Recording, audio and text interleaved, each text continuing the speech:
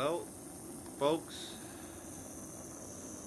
since they're not here because of my fuck up, I must tell a little story about what happened to me and why I wasn't there. Well, I got all ready. I got all set up. And then boom, knocked the fuck back out. But you know what? I had a dream.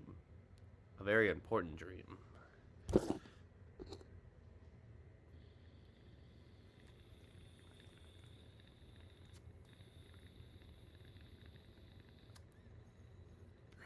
I had a dream that I was in Boone and Matt Jackson and me were all recording the episode together. How exciting is that?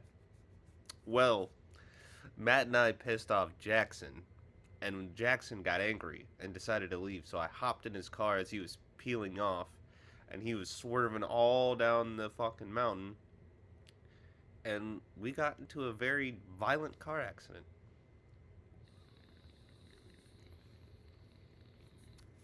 We both lived, but then lo and behold, my dream keeps going.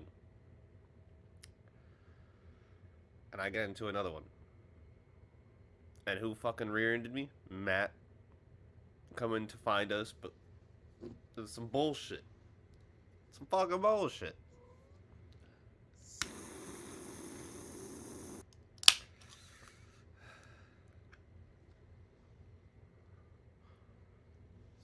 Now that I have y'all here, I want to apologize, but I also need y'all to know what I went through. Wear a fedora. Oh, well, I'm just really into respect. I don't know. And I think it's a historical fact that the fedora is the most respected and respectful of all the hats. So, yeah, I choose ye. Sorry, I just wanted to piss Jackson off. Fortuitous, like to fuck the Halloween pails from McDonald's. Well, I don't. So, I don't. This has been popping up on my page for like the last 2 That weeks. face fills me with rage. Honestly, Jackson, I already know next year my cameo for you is going to be Andrew Bowser, if he's on it. You know, I don't even know how I would react to that. Well, I make sure he knows that you don't like him. So, like, I would honestly, just for the sake of the bit, that would be pretty legendary. Out of all celebrities who we did a cameo for, I think he'd be the one who would actually check out the channel. I think he would watch our episode. He probably I would. think he would. Like, He would not like me. I'm gonna take a 3-piece with the boss sauce. Picture this. And some macaroni and cheese. You just ruined the fucking punchline. Sorry. Are you drinking paint today, Sam? I'm drinking paint today. That's the point. That's the point, and that's what makes me so fucking mad about this goddamn movie. It's the point. How do you hate this movie? I don't think about him in this movie. He doesn't exist, that fuck. That fucking fuck. I am still here for it. Your co-host, Mr. Workman, will not be joining us this week, for I have destroyed him for all time. That's terrible. Can we call it the Foreskin 20 episode? I'm fucking done. 3 for 3. Now that's really cool. Well, before I start this shindig, I gotta go grab a very special beverage for our sponsorship. I know exactly what you're gonna get. Maybe I doesn't don't. have a 40, I'm going to be pissed. I was about to say he better come back with a 40. And while he's doing that, I will read. What is that? Oh my fucking god! How They put did it you in the get a hold of Criterion. that? They put it in the Criterion. That's it's like amazing. The fold-out's a little weird, but it's all of the like proverbs from the movie. I'm so jealous. I want that. Also, fuck y'all for making me realize I didn't have a 40. What I did can't you believe- get then? The Rudu Ranger Oh. reduced force, 9.5%. How Wow. else am I gonna wake up Fair. and start my day? I was about, We're not man, I getting was like, he better absolutely come back wrecked. with a 40, or else what are we doing here? Did I have a 40 for the Don't Be a Menace Yes, episode? yes, you Fuck did. me. Yeah, you did. God. That's why I thought we were gonna be coming back. Because, anyways, I might have to take this on the road. Or I might have to save my Honestly, movie. that would not be a bad idea. Just Might the save first the segment movie is for you the, just driving to the liquor store to just get a 40. and then you and kill then I the. robbed him. Yeah. Yeah. Can't stand you people. He hears that you're on the 3 for 3 podcast, and he goes, "The 3 for 3 podcast." I I feel feel sorry for your mother. And you're like, "What'd you say about my mom?" And then we're both the other guy. I can't remember his name off the top of my head, but yeah, we're both him. Just like, "No, what'd you do?" And then Sam just shows the tape every time, like he's at a party. Well, the tape becomes part of the podcast. Yes. My tape. I can Exactly. show whatever I fucking want. You Oh know? my god. Fuck. Well, I was gonna save that for the third movie so I could actually go get one, but I really want to talk about it. So we are not gonna start with it. But I'm looking at you all, my friends, because we are ramping up, folks. Hello. This is the 3 for 3 podcast. My name is Samuel Goddamn Holler. I'm joined by Matthew George Patterson and Jackson Admiral Workman. And so, or Admiral Jackson Admiral Workman, if for some. There you go. And we are gearing up for the last couple episodes of this season. And so we have decided to bring to you folks today some very intense, very calm, very volatile, well, also heartwarming films. 3 bangers. 3 movies that also have a lot of very deep meanings. 3 movies that also, in a very weird way, in form and fashion, we have already had on this show of sorts. But the one that we will start with this week, and to break us out of our chains, metaphorically speaking, is going to be Mr. Patterson's pick. Hell yeah! I was about to say, I thought you were gonna pull up the Jet Li, the Unleashed, Unrated. Unleashed. There you go. One of the only Snapcase DVDs I have. Hey. But more importantly, Deportes Telemundo. Muy They want to bien. deport Telemundo? They wanted You to can't really do that if they're already in Spanish, huh? Sam, how dare you? That's just not right. Hey, it's okay. The ice cream they- is cold enough, but it's not as cold as ice. Hey. There you go. There we go. Yes, this week my pick was Jet Li's Unleashed. As it was called, now it's just Unleashed, I guess. Even though for some reason I always remember being Jet Li's Unleashed. But really it's Louis Leterrier. That's how you say his name, right? I always feel like that's gonna be one of those names that I've been saying it wrong my whole life if I ever meet him. I've always said Like- Leterrier. Leterrier. Is he Cajun? He's French. Close enough. Basically. Yeah. But yeah, Louis I'm Leterrier. about to make a name for myself here. That's how he felt probably making the movie. Mm. Because this is his first solo directed film, produced by Luc Besson, co-written by Luc Besson. And this movie is probably one of the most badass fucking movies I've ever seen, starring Jet Li, who is the bodyguard, technically treated like a dog, for none other than Bob Hoskins, who plays one of the most sick, twisted fucks in cinema history, I would say. And he is a crime lord who goes around collecting payments, and when people don't pay, he unleashes Danny the dog, played by Jet Li. And this man is just a whirlwind of chaos and violence. He does not care who is in front of him. He just beats him the fuck down. And this continues until Bob Hoskins fucks with the wrong person.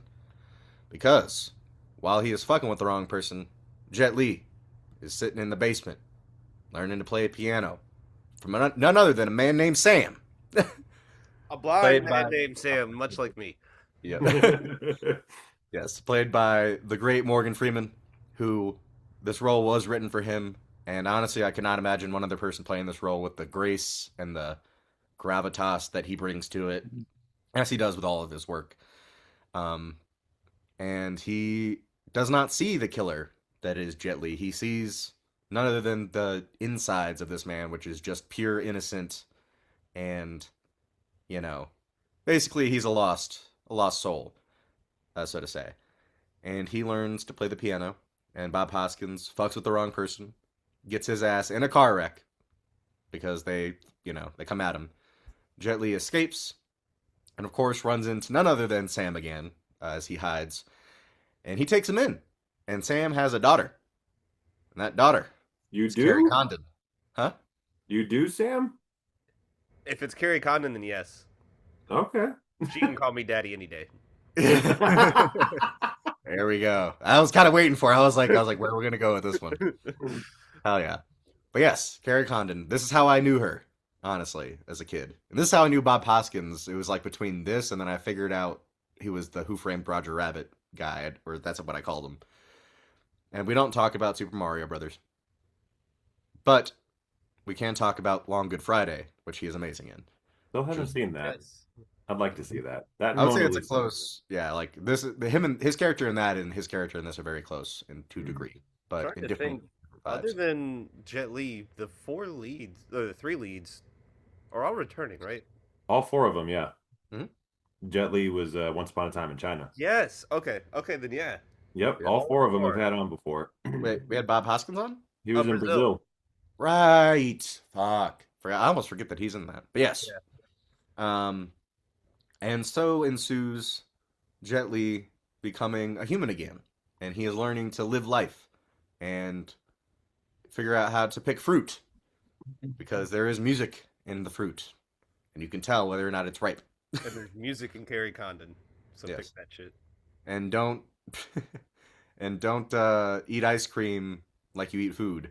You gotta lick it like you gotta lick Carrie Condon. Hey, Two movies in this where they're eating ice cream. Yes. Connection. I didn't. Yes, there really is a Wow. connection between all three of them in a way. Yeah. And this movie goes from being kind of a hardcore, crazy action film to being a very tender drama, almost, of this guy discovering, not rediscovering, because he never knew this life to begin with. So he discovers a whole new life.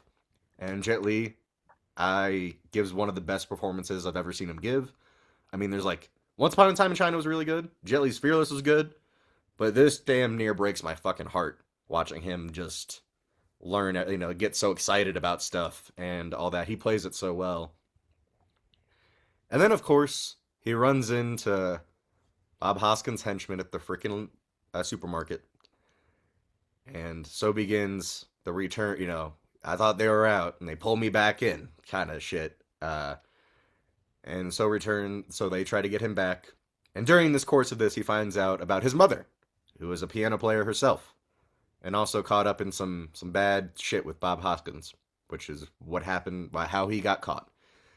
And this movie is just one of the best action films of the 2000s, in my opinion, that doesn't get talked about enough, even though it's got a 7.0 on IMDb, so it's worth, people fuck with it. It's not like one of those ones that people don't even fuck with. They fuck with it, but just the visceral action, the hardcore, like, the what's the term?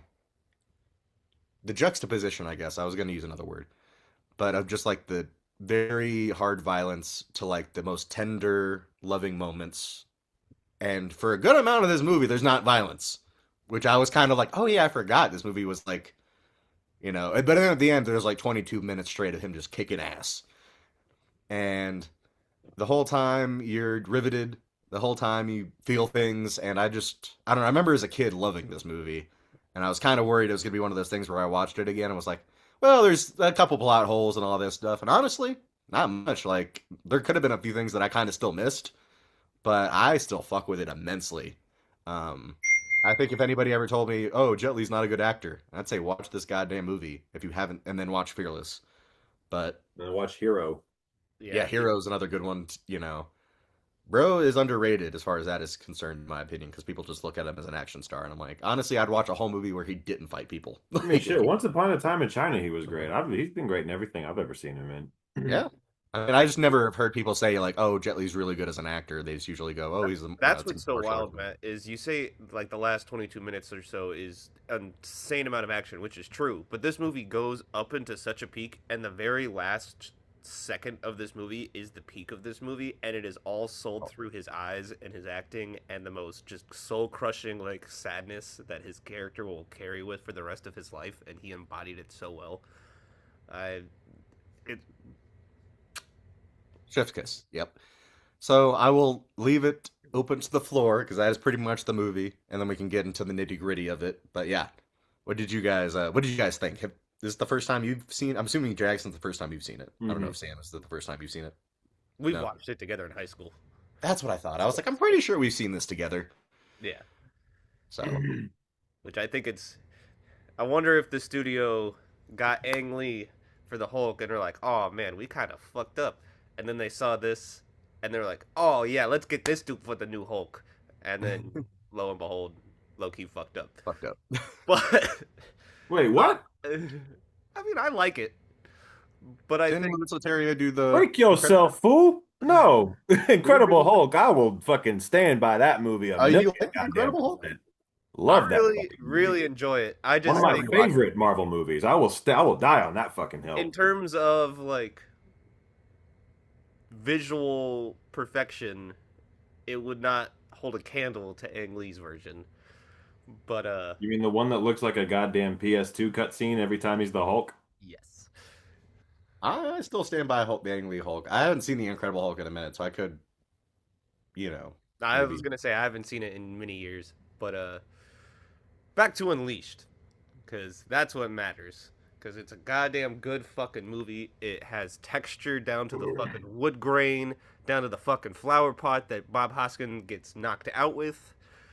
This movie is fucking crazy at points. This movie is really sad at points, and this movie is just a fun ride because you feel the energy change when that fucking collar comes off.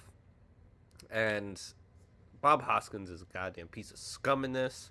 It makes me think of like the way Guy Ritchie would have like certain characters just interacting, and then boom, like the car gets hit, and then they just get shot up, and all that kind of stuff.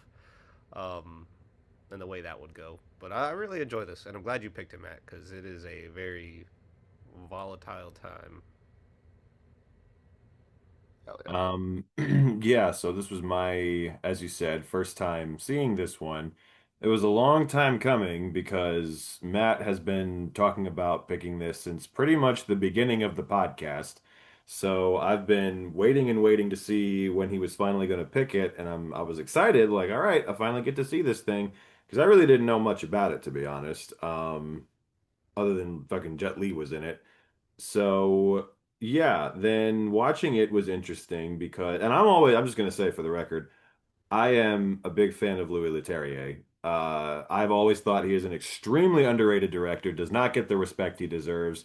Pretty much almost every movie I've seen from him, I've enjoyed. Like, I'm a diehard, I love the Transporter movies. Like, I forgot he diehard did those. fucking Yeah. Transporter fan. Incredible Hulk is one of my favorite Marvel movies. I stand by that forever. Now You See Me is a great movie, Yes. love that. Fucking neither of the sequels came like the third one I enjoyed, but it didn't quite capture the heights of that first one. So I was like, okay, this is probably going to be a fun time because it's the same team that made the Transporter. Luc Besson wrote it once again as he did for that movie. And while I didn't enjoy it as much as the Transporter, I still had a fun time with this. I did like it. I think, and what took me so off guard about it is kind of what you said, Matt. I was expecting this to be just a full out balls to the wall action movie, and it, for the most part, is more just like kind of a slow, like, introspective drama, like about this guy learning to be a human.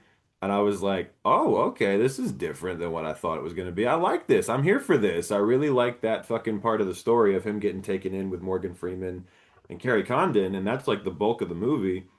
And then, of course, in the last 20 minutes, he gets to absolutely fucking go berserk and just beat the shit out of a bunch of people, which I love. And shout out to Yun Woo Ping, who did the fight choreography, fucking god tier. This is at least the second time we've had a movie of his on the show, if not the third, because he also did Kung Fu Hustle, and I can't remember if he did Once Upon a Time in China or not, but yeah, because I was like that the fight at the end, the whole ending sequence, action sequence is great.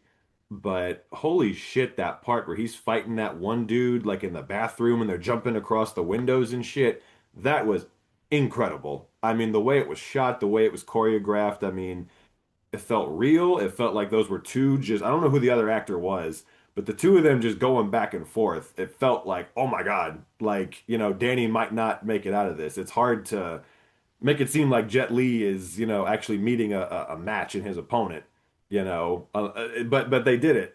So that was great. All the performances were great. I got to shout out Jet Li killed it. Morgan Freeman killed it. Carrie Condon killed it. Everybody did a great job.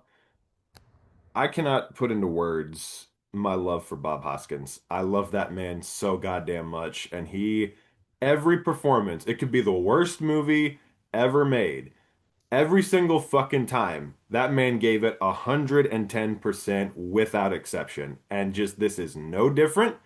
He kind of stole the movie for me. I'm not gonna lie. Just hateable and nasty and vicious, but also kind of like almost charming in a way. It's just like, I don't know. And my favorite line in the movie, I made it my letterboxd review.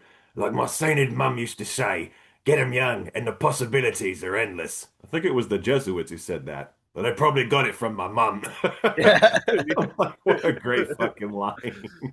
And he's wonderful in this. And yeah, ultimately, I just think it's a cool story about like this guy who has literally lived his entire life like as a pet basically, as a dog, and literally, and I didn't even get the double meaning of the title until after the movie was over. I was like, oh fuck, Unleashed, I get it now.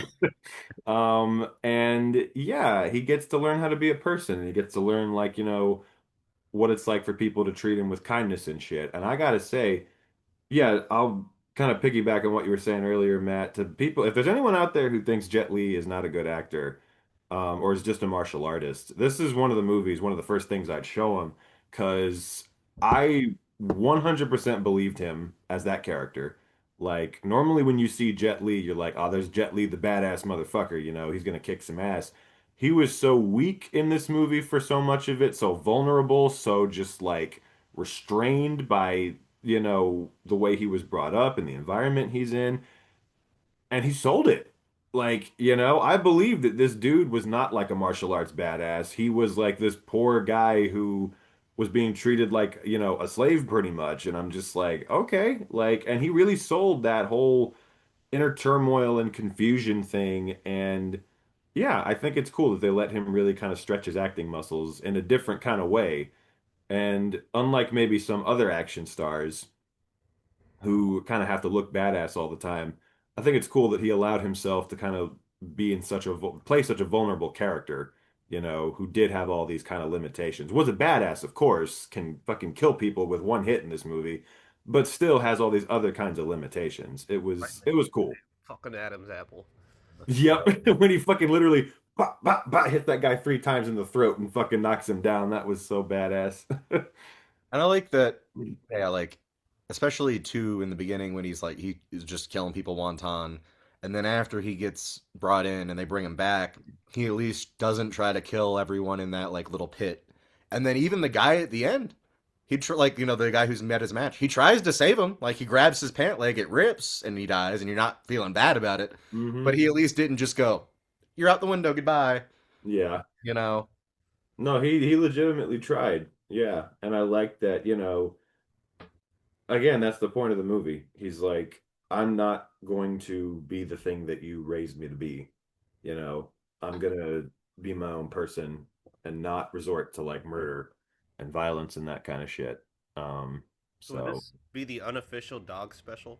Because all three have characters with dog in their title. oh, you're right. Yeah.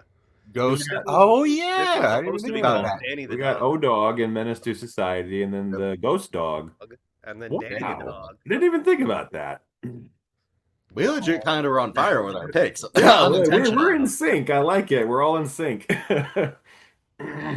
But But yeah, it's crazy how brutal this goes, and then goes into such, like you said, Jackson, vulnerable places, and then some like, weirdly innocent like places, especially with like Bob Hoskins trying to fuck that lady, and he's like in the cage down below him, and like he did nothing wrong. He was afraid in that moment, and she freaked out and saw, and then Bob Hoskins like was jumping on the cage, yelling at him, and it's just like, this is so fucked up. Like, good God. Yeah. yeah. And one of the things, like Jackson, you mentioned the fight choreography. I thought this was great because usually in Jet Li movies, I mean, not always, but I'd say like most of the time, he's like doing legit like martial arts where he's, I don't know, trained and like it's very fluid.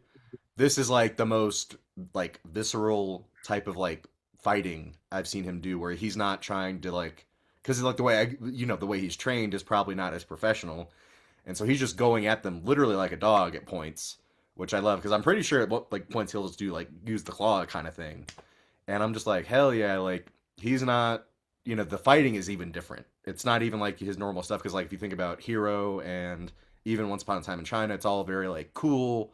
I don't know the exact fight martial arts he's using in those, but it's like a whole different vibe as far as the fighting goes.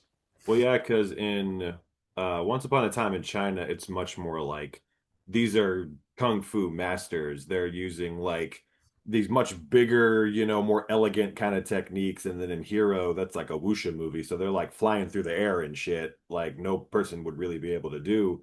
And here, yeah, it's like just gritty, realistic, like he's just beating the shit out of people, like more street level kind of fighting, and yeah, again, that's cool because he's willing to adapt like to whatever the movie is. And, that is pretty cool. Yeah. And one of my favorite parts has always been the end, like near the end when Bob Hoskins goes to throw the collar back around him. He just fucking catches it. Catches it, 'Cause yeah. when the first time I saw this, I thought that he was gonna like put it back around his neck, and when he caught it, I was just like, yes.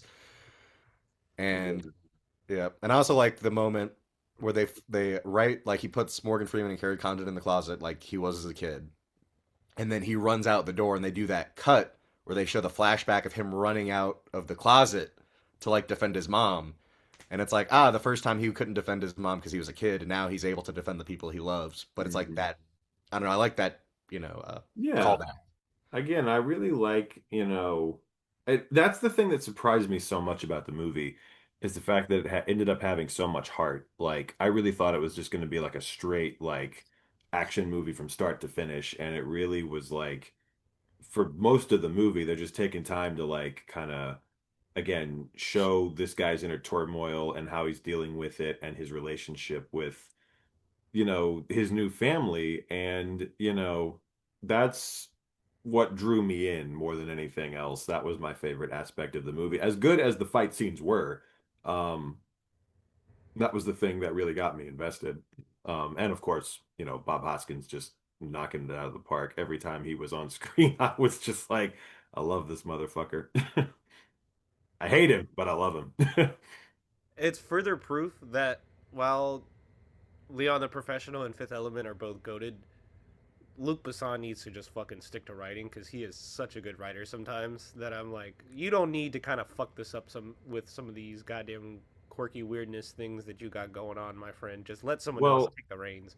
I'm glad you mentioned that because that is something I wanted to bring up was this feels very, very much like a Luc Besson script. Like this reminded me a lot of The Professional where, it's about kind of someone who is kind of reluctantly put into this life of crime and kind of has to learn, how to navigate it and shit. There's always like a vulnerable character that in some way or another is taken under the wing of an older, more experienced character, like Natalie Portman was in that movie to Leon. This time he's taken under the wing of Morgan Freeman, and kind of almost the opposite story where he taught her in that movie how to be, more like a criminal, and he's teaching him how to be more like a normal person in this.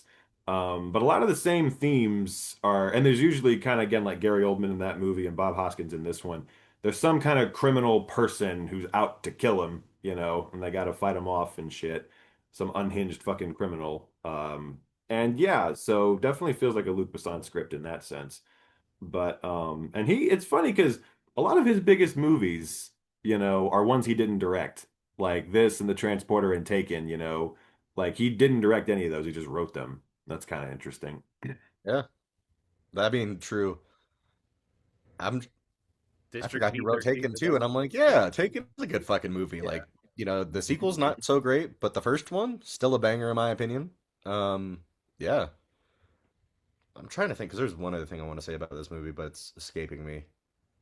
Um, but yeah, I mean, I was so glad to watch it again, and just honestly, Sam, I might have to get the unrated version because I'm assuming I've watched the rated version my whole life.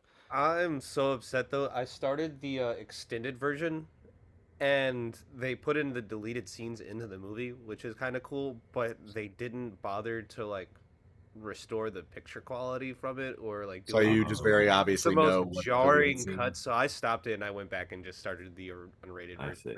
That would kind of upset me too. What's especially even the if it- point if they're not gonna like do it for It real? wasn't seamless in any way, shape, or form. It was some of the most jarring, like, oh, there's like you could still see the boom mic kind of thing. Oh, for God's sake! It was like that bad of. I mean, now that I've seen, like, I've rewatched it, I wouldn't mind watching that, knowing that, but I'd still be like, come on, guys. Yeah. What are we doing? Literally. I also think it's cool that apparently it was Morgan Freeman's idea to make his character blind. Like Yeah. Oh, wow. Because he suggested it to Louis Leterrier. He was just like, yeah, so I think it would be cooler the idea that like he can, he can't see, but he can like just sense, just by knowing him without even having to see him, the goodness in him. He kind of more sees his inner self rather than his outer self and shit. And I was like, okay, that's pretty cool. Like, props to him for suggesting that. And thank you, Jackson. That is what I was going to bring up the fact that I didn't know Jet Li could play piano, but apparently he's a very gifted Apparently piano. he's like a very talented piano player. Yeah. I'm like, oh, that's even cool, He's a man of many talents. Yep. So yes, I'm so glad I finally got to pick this though, because I had been hyping this up for a minute, and it would have been sucky if I hyped it up so much, and then it was like, this is not as good as I remember. Or like the action scenes were good, but then everything else fell short. But nope. That is where I am both happy and like, oh shit. Where since now that this has happened and it's not a part of the undetermined special that will be in season 4, I was like, shit, what kind of fucking Jet Li movie could we like possibly have? And then y'all brought up so many good ones earlier, and then I was like, and there's so many more that we haven't even remotely touched. So I know which one I'm picking. If I end up picking the Jet Li one, I have picks lined up for all 3 people. Hell yeah! I just got ready to maybe go. that could be a good switch since it's 2 parts where we all rotate. Exactly, we can each pick, ones. like whichever ones we want from everybody. Or we just pick Forbidden Kingdom. Yeah, there you go. Kill 2 birds with 1 stone. Yep. Or But, pick I mean, you could technically pick Fist of Fury because Jackie Chan's a stunt double in that one, but he's actually a stunt double in Enter the Dragon, which I was gonna pick. Oh, really? If I picked the Bruce Lee one, yeah. Again, that was my Bruce Lee pick. If I get him, so. But no, it's not a Fist of Fury. It's Enter the Dragon. I don't know if he's in both, but I think it's just. Well, he's in Fist of Fury.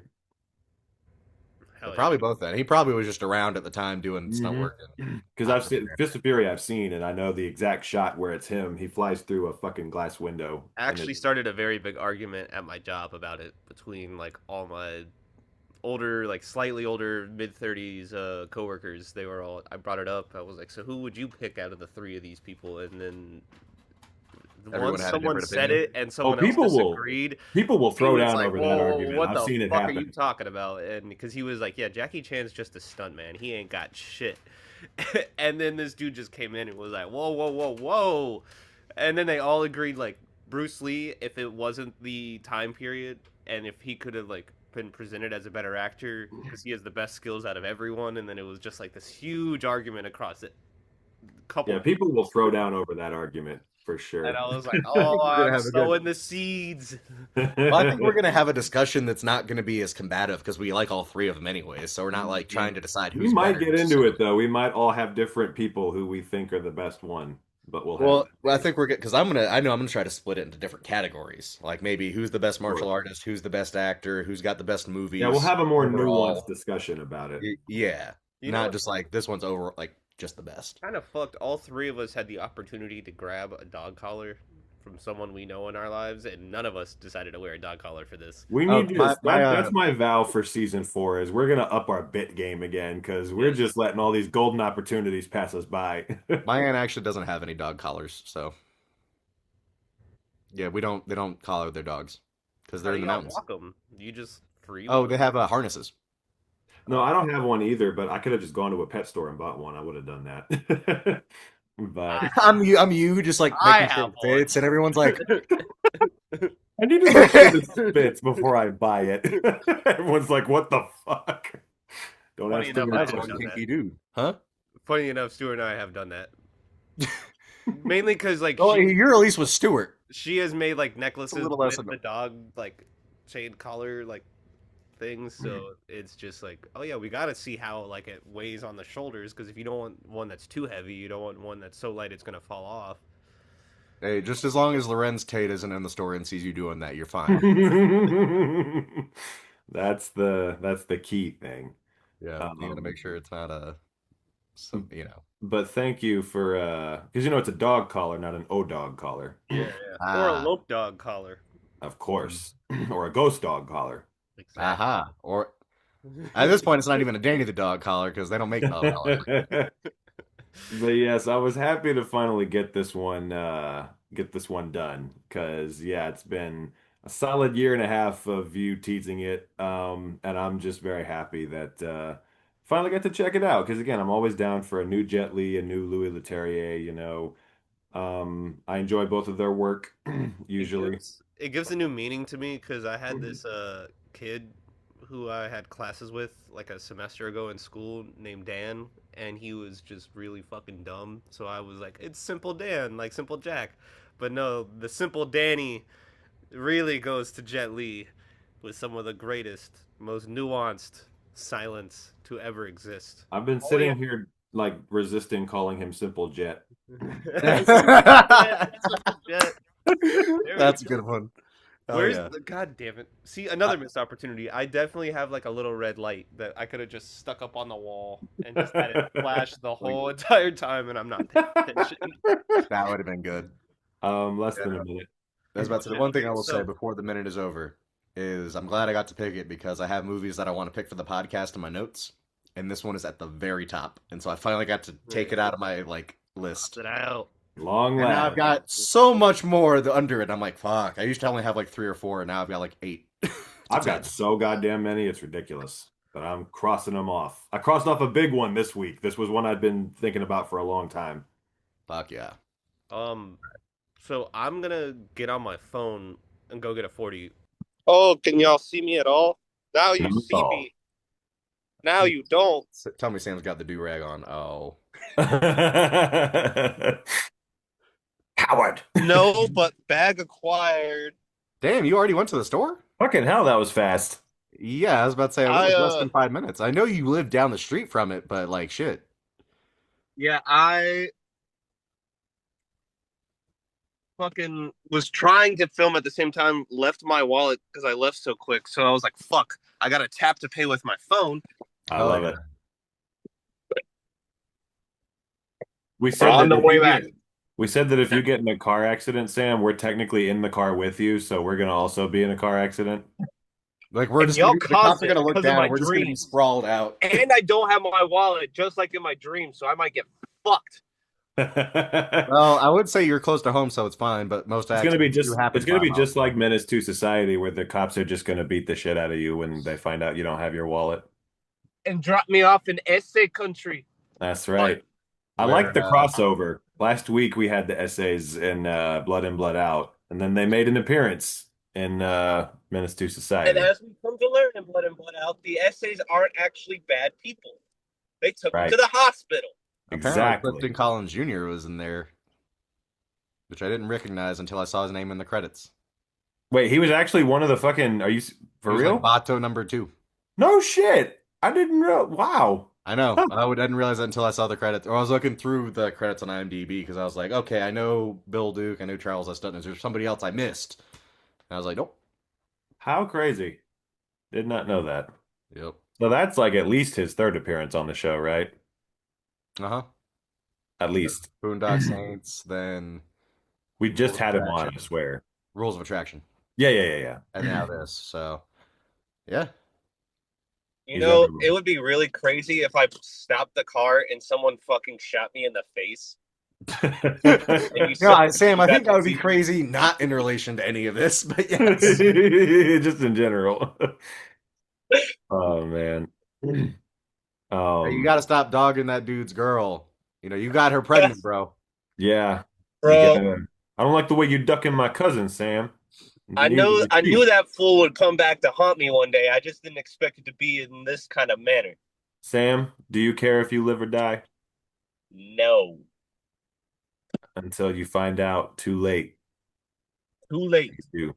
Well, when you got a dog, you gotta walk it. Much like Christopher Walken. And one of the most important dogs to walk the streets is none other than the almost one-eyed ghost dog. Because ghost dog get in with the wrong people, but ghost dog don't give no fucks. Amen, brother. Well, and it's funny because yet another connection, because we have Menace II Society, of course, and we've had on the show before, Don't Be a Menace to South Central, in which Bernie Mac says, I hate the back of Forrest Whitaker's neck. And that applies to my pick this week, Ghost Dog, The Way of the Samurai, a movie that I have been for like a solid year wanting to get on this show. And I finally picked it before season 3 is over because I had to do it. And if you can, ladies and gentlemen, what I want you to do is, of course, picture this. God, where's Max when you need him with the briefcase? I actually have that exact briefcase. I just don't have it with me, but I brought it on the trip to Florida. Hell yeah. They're wow. literally the big old boxy briefcase. Nice. And I was like, oh shit. I did not realize I had that. It is New York, and you are none other than a hitman. You are a hitman who is also a hip man because you got some banging tunes that you're listening to in the car all the time while you're going to kill people. Who are you? What is your name? Well, no one knows what it truly is, but your name that you go by is Ghost Dog. And you live your life by a code, the code of the samurai. It is what you model your life after. And you have all these proverbs that you're constantly reading. Yes, Matt has the actual fucking thing, which I'm so goddamn jealous of. And all of the proverbs, these are the things that get you through your life. And one night, you're on your way out to New Jersey or some fucking place, and you're out to kill a guy who's part of the mob, the Italian mob. And, he's fucking up. He's fucking the boss's daughter. It's not a good situation. And so, Ghost Dog, he goes and he whacks this man. But there's just one problem. The boss's daughter happens to be in the room when he whacks this fucking guy. And the boss and the other top mobsters, well, they're not happy about that one bit. So they say, all right, we gotta fucking whack Ghost Dog because he didn't do this right. We gotta go after him. And so the mob, they're after Ghost Dog. But what they don't understand is that Ghost Dog, he's gonna bite back. He's gonna fucking, hit him with everything he's got. He's not just gonna fucking take that shit. And he's gonna try to kill them before they kill him. And you got all kinds of shit going down. You got him bonding with a young girl over their favorite literature. You got him bonding with the ice cream man. Ice cream is good for your health, damn it. I heard it on the fucking radio. There's a lot of calcium in it. All that good shit. The French ice Someone cream else has man. a lot of calcium in it. And so does Carrie Condon. Ooh, yeah. Also, the second Frenchman we have on this episode, if we consider Louis Leterrier. Yes, indeed. Very true. That's And also, this movie has a lot of returning past 3 for 3 actors. Of course, we have Forrest Whitaker, who we had in Smoke. We got the very underrated Isaac de Bancole, who was in The Brutalist. We got Victor Argo making his fifth goddamn appearance on this show. Yes. He is one away from being tied for the top spot, which I just love this little journey we've had of discovering who he is and, all his great little parts and things.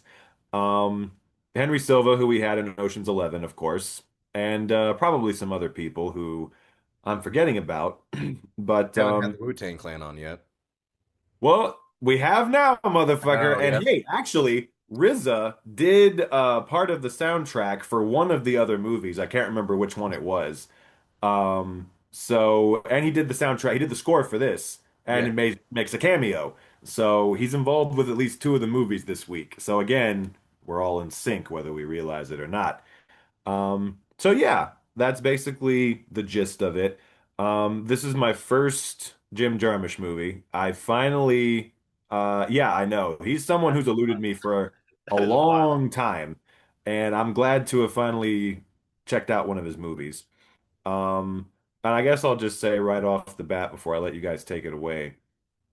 Oh my God, I love this. Holy shit, I love this movie. This was such a great fucking movie. Definitely, I'd say my favorite of the three this week. And just the exact vibes that I was looking for, the night that this happened, I was fucking not in the best headspace, let's just say that. So I needed something nice and good and relaxing and all that kind of stuff.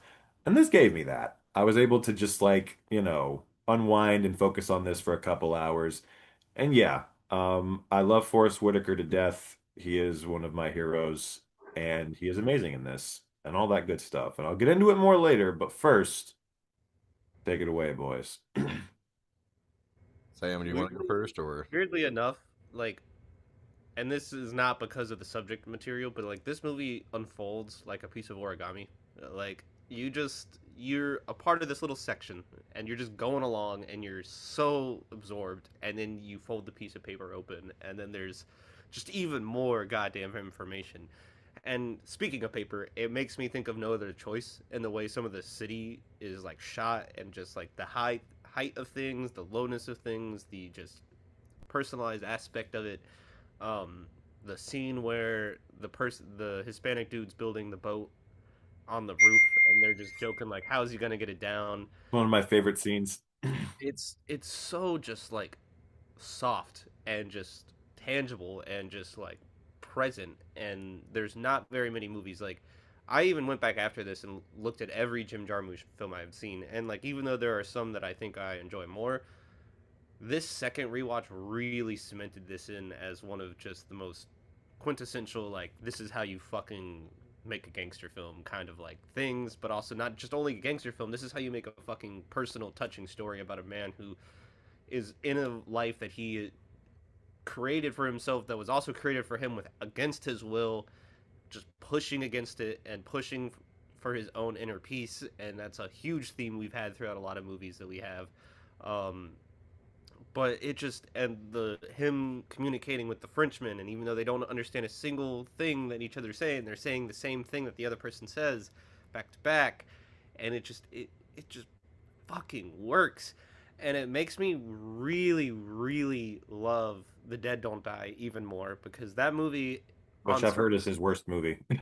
on surface level, there is not much to like about that movie. But then once you really get every single corner of his comedy, every single corner of his seriousness, every single like aspect of what he does as a filmmaker, I think that movie is the culmination of what he is as a fucking director and writer. And I don't know, it really made me appreciate that movie and how fucking weird and just almost borderline awful that movie can get, because you know where it's come from, you know why it's happening, and in why like it's important. And I don't know, Jim Jarmusch is as Matt put it on Letterboxd, a fucking philosopher. This man says shit that just needs to be said, and no one else is willing to say it. And the way he has to say it is never going to tell you it directly, and it's always something that you have to discover for yourself. And that's why the first time I saw this movie, it didn't click for me, and then this time it really fucking hit it on the money. Sorry, I keep getting goddamn texts, even though I'm on Do Not Disturb. It's weird. But I yes. just got a text too, but it was like a Colorado DMV, you have an unpaid parking fine, which only came through on my computer, not on my phone. Mine I is already a knew it was a scam North because, like, Carolina DMV text. That's fucking really, crazy. They're yeah, I'm getting just saying everybody it's a today. scam text. They must know. I'm surprised they haven't targeted you yet, Jackson. I actually need to go to the DMV, so that's ironic that I'm not The getting. DMV wouldn't text you, so that's how you know. Very true. Very true. But yes, I love this movie. It's cemented now in one of my favorites. I'm so happy it's going to be on the very soon to be revealed 3 for 3 podcast shelf I have in my house. Um so fucking good. And like Last King of Scotland is probably my favorite Forrest Whitaker performance ever, but this really got close with this time, and him like unlocking like the floorboard slide, doing like the tile slide thing, and then having all that fucking shit under there was just crazy. The fact that it was told out of order, where you see that dude get fucking executed, and you think that it recently happened, but then you realize that that was like them thinking it was him, and then just all this fucking shit going on. It's just so good. And then the like Western aspect that Rashomon has, because it's all connected to Rashomon, and at least we got some sort of Akira Kurosawa representation to a degree, because it's the book, not really Kurosawa. But with that Western at the end where he's just there with the gun, and it's just so good, so fucking good, and so sad, and just deeply like fucked, much like Unleashed. Yeah. So, I don't know. I love this fucking movie, and I'm happy we have it on the show. I feel like with the order that we're doing these in, each one gets less optimistic. Each one just kind of gets a little sadder as we Yeah. go along. Because Unleashed is optimistic at the end of the movie. Right. This, not so much. There's like a slight optimism with the girl, maybe like having her own understanding Taking of life. his footsteps That's where- and stuff. But Frankly, don't give me the goddamn Kill Bill 3. Give me the goddamn Ghost Dog 2, where she's an adult fucking doing this shit, going crazy. yeah, But also, that's the whole point. Don't make the same mistakes he did. that's And what I don't kind of think she figured. did. Was like she Yeah. was not going to necessarily go in his footsteps in the sense of being an assassin, but maybe just have a better understanding of life and people. Of I life. think for she that. did only because of the shot where she picks up the gun and tries to shoot the guy as he's running away. That to me was like a representation of like this is her first moment of like feeling that, and she's going to keep kind of becoming that person later on. I can kind of see that too. Yeah, but yeah, no, I've seen this. I saw this with my dad back in the day when I was in like high school, and I really enjoyed it because I kind of expected it to be more of an action movie. I knew Jim Jarmusch as a director because I saw Dead Man Walking and had the same kind of reaction where I thought, oh, this is going to be like a Western and it's going to be kind of like interesting and Please make stuff. that your second one. Please Dead make Man? that your second one. Yes. Yeah, Dead Man Walking is a good one. Or just Dead Man, my bad. Dead Man Walking is a whole other movie. But Dead Man with Johnny Depp. Crazy I've heard movie. that one. It's so good. Very artsy in a sense, but like I didn't expect it to be that way, so I was kind of thrown off guard. With this one, I wasn't sure, and I was like, maybe he just did that one, and this one's more of an action movie. And I was like, oh, this is kind of artsy, samurai action, assassin flick. I fucked with it a lot, but I didn't quite get it. Kind of like Sam, but didn't click with me in a sense that like I didn't get the deeper meaning. I was just kind of looking at it on surface level type shit. And this time watching it was just like, oh fuck, I'm truly like getting all of it. If once we're warriors was like the art of the cut is what I mentioned. This one's the art of the damn dissolve because the way they dissolve into the other images overlay them is just so brilliant every time they do it, and you're just like, amazing. Forrest Whitaker, like you were saying, everyone said, brilliant in this movie. You totally believe him as this character. You like him as this character. Like you're not like, oh, this guy's kind of like a bad person. Like he's killing It's bad people. funny because I think it was Roger Ebert who said in his review, he's like, there aren't many other actors who could make a cold-blooded killer so fucking likable, And I'm just like, it's true. You love the dude the whole way through. Yeah, one of my From him favorites. on the back of this, a poignant mix of urban street savvy and samurai attitude. Amen. Yep. One of my favorite things is the way he like puts his gun back. Is he like kind of waver it like a samurai sword and then Love put it that. back in? I was like, hell yeah! There's no other reason you need to put a gun away that way. But I have a weird thought that Django, not Django Unchained, but Django Fett did that at one point as well. Maybe I'm wrong. I don't Maybe. remember. Maybe. Scratch that. I don't know. I just have But this image of a Mandalorian doing that kind of thing. oh, well, maybe in the Mandalorian they might. Maybe I can that's see what that I was- maybe. Yeah, I haven't really seen it in a minute, but that sounds kind of like makes sense. But yeah, I mean, like everything down from the way, like the uh, I guess I'm trying to use the word, the proverbs that he follows, like from the book. Mhm. They just all fit so well. They make you kind of want to be like that. You're like, I want to, have that kind of way of life. It ends right when the movie ends for me. I'm like, yeah, I can't do that. But the fact that the RZA is like in this movie, he's just because I read his book, The Tao of the Wu, and he's one of the things he mentions in it is he used to just take long walks around Staten Island to like come up with his ideas. And so when they run into each other, I just imagine that's RZA just taking one of his long ass walks and just runs into Ghost Dog. Because dead ass, like whether that's a character or RZA, like RZA himself would just stop a dude on the street and just be like, "Hey, my respect, Ghost Dog." Yep. And then I'm pretty sure that's the Wu-Tang Clan rapping in the park too, right? Or is that just random Affiliated members, affiliated members? And it's just like, Timbo King and Dreddy Kruger, who are two Wu affiliates. Kruger. but I mean, just like They the did do tender- a song for this movie though, because I noticed during one of the scenes where he's like putting something together, I was like, "That's the fucking Wu-Tang Clan." I'm like, I've never heard that song before. I'm like a diehard Wu-Tang fan. I'm like, how have I never? What is this? And I looked it up, and I'm like, oh, that's a song they did for this movie. It was pretty good. Hell yeah. And like a couple of my favorite parts are just like when he shoots his like mentor like in the arm, and then he does it again later, and he's like, "You shot me in the same spot." the And fucking then respect that he has for him and the honesty of being his retainer is just like so goddamn like you look up to that kind of level of like understanding as human beings. and he I don't still shoots him in the end, which He is so still shoots fucked. But that's why But- he accepted it. Yep. I think is he knew it. This movie has one of the most creative kills though that I've ever seen, and I don't think I've ever seen one. I know what you're talking about. I know what scene you're talking about. Where he goes and he shoots him through the freaking sink, and I'm like, how would you think of that? Like, that's Literally. just brilliant. I was like, that's the craziest. I love that shit. Yeah. Because he's so calm, like comparatively to Unleashed, where like it's such a anger and like there's craziness. This one's just so calm, collected, straightforward. Like he doesn't, he kills a lot of people, but he doesn't like lose his cool. He's always cool because that's the way of the samurai. Exactly. Because he once it's he's like once you're dead, like that's who you are, and that is the way of the samurai. And I thought that reminded me of Eastern Promises a little bit when he's like, I am dead, and now I'm in the zone all of the time. What really kills me is, and we'll get into it with the third movie, but when they bring up in that Steven Seagal and his way of like fighting people and his like samurai aspect of existence, and then you juxtapose it with this movie, it's just like, fuck Steven Seagal, that goddamn piece of shit. He wishes he was this fucking smooth. I bet he thought I saw this movie and was like, I should have played Ghost Dog. I'll make my own Ghost Dog. Ice cream.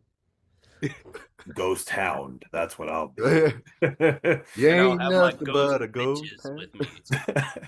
With their You big say old so? melons.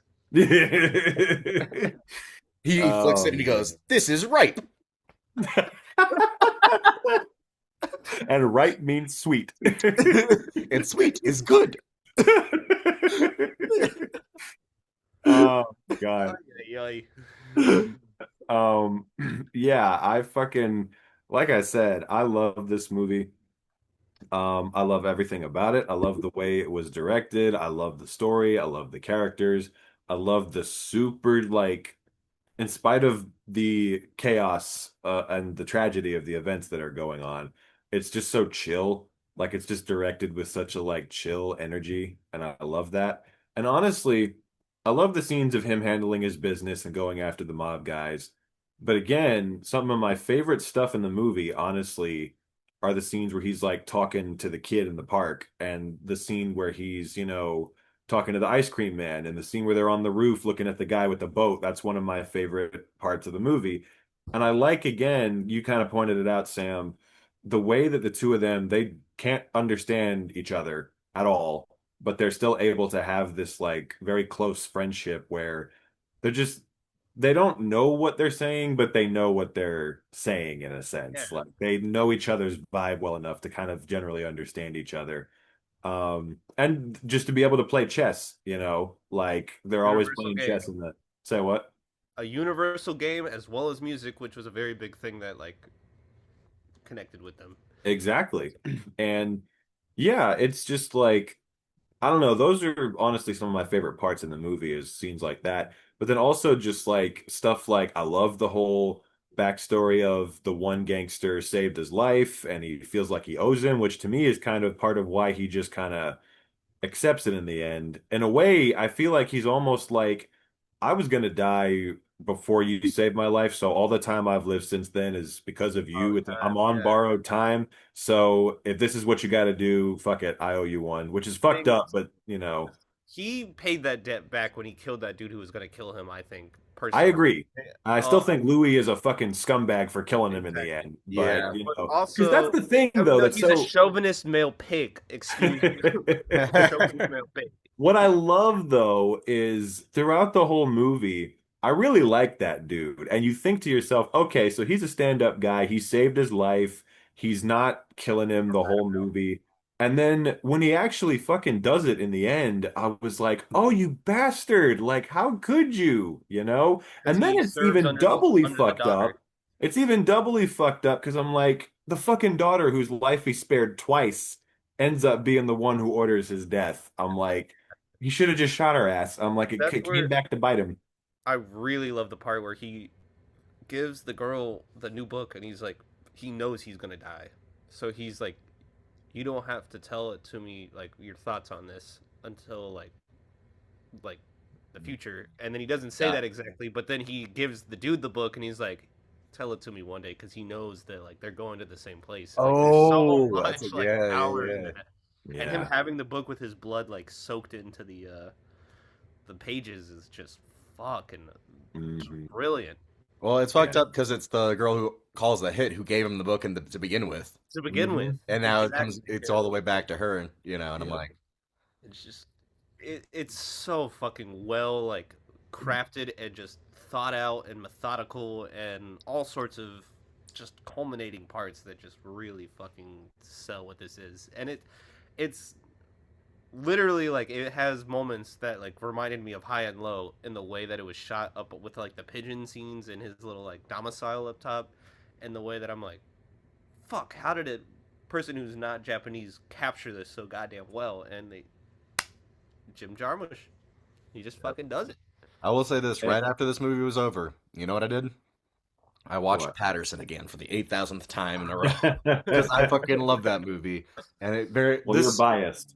yeah, I am, but it felt very close to this movie in a certain sense. Like, there's a lot of dissolves in that movie, and it's just it's a very meditative movie. I would say this movie is pretty meditative for a lot of it. Like, even the parts that are like, him killing people are meditative in a sense. Like, you don't, Right. you feel like a breath going through each scene. And I mean, even the scene, like meditative, like that scene where he's up with the sniper rifle aiming it at the mansion. Just again, it's The very bird landing quiet, on it, and the and bird landing, yeah, such a yeah, great little beat. And then one of my favorite parts, because the ice cream man is telling him earlier, he's comparing him to a bear, basically. And then that scene later where he comes across the two hunters who just killed that bear, and he's just like that bears were considered like very honorable animals in the ancient Japanese times and shit, and they're like, well, these ain't no ancient times. And he fucking kills them both and shit. That whole scene, I was like, there's so much going on here and I love it. Yep. Yeah. I forgot. I almost forgot about that scene. That which scene was so also good. makes me think of no other choice, because he's fucking peering in on these people and like getting like their schedules, getting their like fucking game plan through the Mhm. woods, the distance of the woods. And then just little details, because one of the biggest themes in the movie, I feel like, is how certain people from certain cultures are influenced by other cultures. Like, because again, obviously he's black, but he's influenced by Asian, Japanese culture and shit, and that's like his way of life. Fucking But then weird. just the little touch of these like kind of racist Italian gangsters listening to rap music, while uttering slurs and shit at the same time, I'm just like, they're saying a lot kind of with that too. Like the one dude like dancing like right before he shoots him through the sink, he's dancing to the rap song, and I'm just like, okay. Like they're definitely saying something with this. Makes me think of the fact that those gangsters also, much like a stereotypical kind of representation of like people in Brooklyn and everything, is like even they weren't paying their goddamn rent, and they had someone coming down on them, being like, "Where's my fucking money?" And it's like, wow, Yeah. this is the fucking mob, and you have the balls to be like, "I better get my goddamn 3 months rent, or I'm gonna fucking bring some shit Landlords down." don't fuck around, man. It's just like, Not in New whoa. York. I would not fucking have the balls to tell these people that, and he did. Yeah. And So then fucking this scene, I swear to God, so many crazy ass scenes in this movie where the dude shoots the fucking cop, right? And then dies like 10 seconds later. And you're just sitting there thinking, like, if he had died like literally 10 seconds sooner, she would still be alive. Like, just thinking about yeah, that. I'm just like, that's fucking crazy. He said something like, what does he say? Yeah, you're a male chauvinist pig. She wanted to be equal. I made her fucking equal. I'm like, yeah, God damn, that's some cold and then he shit. just dies in the car. It's just Yeah. It Like, and then bro, again, like tying back into the themes of that, like the daughter in the back seat ends up being the boss later on and ordering his death. So I'm like, I don't know. I feel like there's a through line there with that, but it's fucking crazy. I was kind of like, that's fucked up for you just to kill that woman and then die. That's what I'm saying. Like, Literally, I'm fuck like, if he you. had You're if like, he had died 10 seconds sooner, like she would still be alive. Like that's the fucked up thing about it. I'm like, God damn. it's kind of Just that. It's kind of like in Menace to Society when somebody else kills somebody and you're like, what the fuck, dude? Why you doing that? if you hadn't died, or if you had died in that fucking earlier shootout, none of these people would be in this goddamn situation. Sharif would be in goddamn Kansas. We'll get to Exactly. that. We'll get to that. Oh boy. But yeah, again, just this whole thing is God, just sorry. The Voodoo Ranger 9.5% juice force is really fucking I awakening me. really feel like the character arc this season of Sam kind of becoming the new Matt has been very interesting. I know. But Jackson, now that I'm not Wait till I smoking get a anymore, hemorrhoid. you got to start smoking. So then I become the sober yeah, one, and then you. we every, all have to like it has to be a full circle thing now where we Or all I'll just just switch full places. on solely smoke, and then Jackson gets addicted to Paul Masson. That would be too good. I it's would like we do see it for the Jackson bit. just dip his head out, and like we see like the corner of the bottom, like, hey, what is that? And you're like, nothing, nothing, nothing. What the fuck do you have there? It's not an addiction to alcohol. It's just Paul Masson. I would do Like it for the taste. bit. That's when the bit goes too far. I don't know why, but in the Ghost Dog notes that I wrote down, I just wrote, my skin is dry, the ground is wet. Despite these contradictions, I am still here. I don't know why the fuck I wrote that, but I love that. Poem. That is your poem. that is my Ashy. put in yeah. You may I be also just ashy, love the scene. but tears still fall in the rain. Hey. I also just love the scene where they're chasing the fucking pigeon around and like being like, I can't write a message. This goddamn small. Like, just little Him like moments taking that. off his glasses, trying to read it, and then pulling up his other glasses and trying to read it just fucking killed me. Yeah. And also freaking Ghost Dog just eating the message. Yeah. Like he just like puts it in his mouth and then just goes back to bed. Literally. Like reads it, bed, asleep. Also, this movie, as we've mentioned, is in a way it's kind of an homage to a movie we've had on the show before, Les Samurai. Jim Jarmusch has said that was his main inspiration for this, and it's funny because in the beginning I definitely saw it. It reminded me, just like in Les Samurai, one of the very first scenes is him going to the garage and getting the car, and then here one of the very first scenes is him going out and finding that car and getting in and shit. And I'm just like, okay, I see the inspirations. A little device he had was The cool. one part that fucking took me out for a bit was like, that family is so goddamn stupid. He changed the license plates in front of them without them realizing. I didn't even and pay attention. But yes, I am thrilled that I finally got to pick this. Got it in before the season was over. So many things about it, just absolutely wonderful. Great cinematography. Great. Matt, you just reposted on Instagram that post about Robbie Mueller.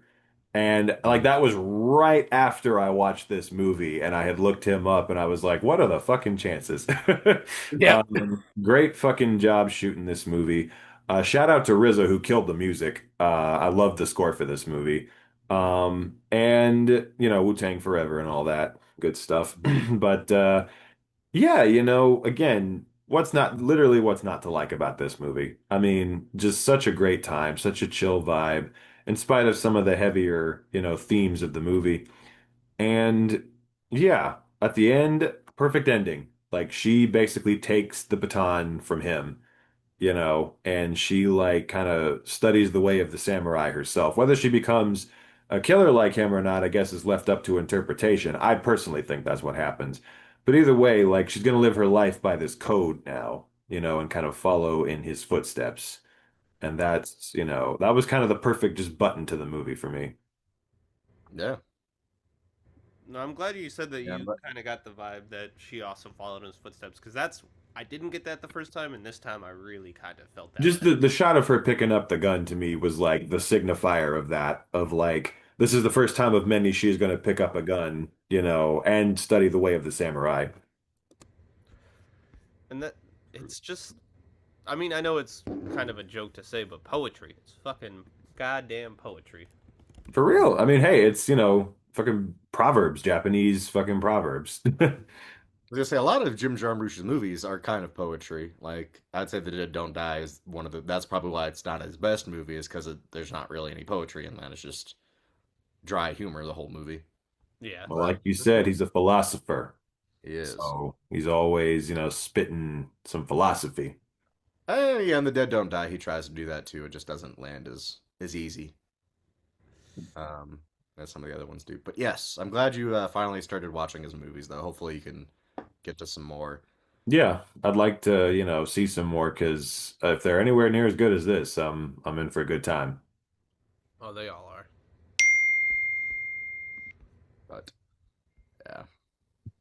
Well, now that we have gone through Danny the dog and Ghost Dog, I must bring to y'all something that, thank God, I have two co-hosts, two balls that support this shaft and would remind me that I have a fucking job to do and a goddamn fucking reason to drink, because it's Old English, my friends.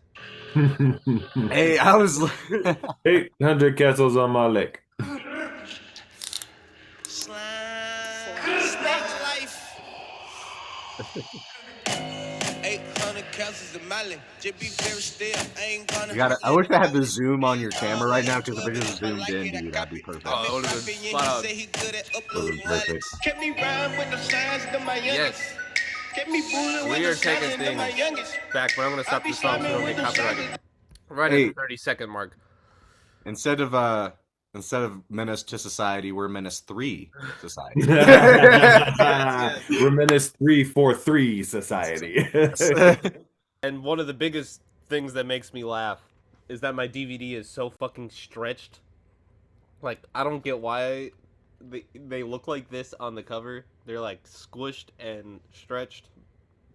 But yes, I think it's the pillar boxing, the biggest joke Yeah, of all appreciate is it. that I made y'all watch this movie.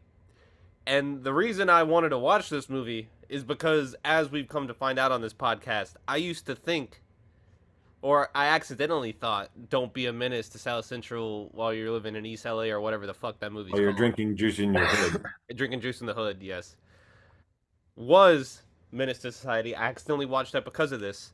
And then when Matt texted me, he was like, Menace to Society is on your Voodoo, right? I was like, yeah. No, I You could told me this this earlier. goddamn movie with boys in the hood.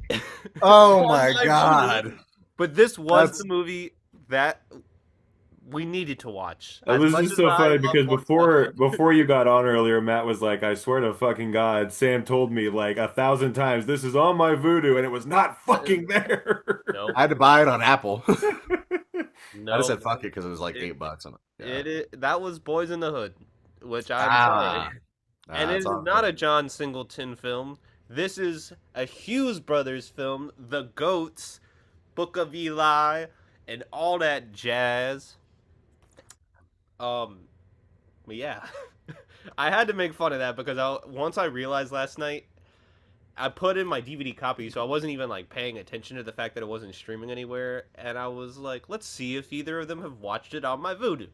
And I went on, and I was just like, we record tomorrow at 10 a.m. There is no way that I can ask them to change the pick. Last night, Matt and I both rented this movie separately. I apologize full-heartedly for that, but also for the bit. I'm happy that I'm once again another film. And so yes, they all just look the same to you, Sam? Do all these movies just look the same to you? Well, after seeing Don't Be a Menace, they do all look the same to me. And that's the point of that movie. Watching this after watching that was an interesting experience. I think it was better that way because honestly, there were scenes I was laughing at this movie for scenes that I shouldn't be laughing at. Literally, there were several scenes in this movie where I was trying not to laugh because I was just remembering the version from that movie, and I was like, nope. Yeah, we're drinking our 40s. You ain't gonna have a sip because you're a little kid, but you can hold the fucking pistol of life. Let me back this up so I don't fucking melt my computer. Because you can't have beer, but you can have juice. Which is another Hood movie.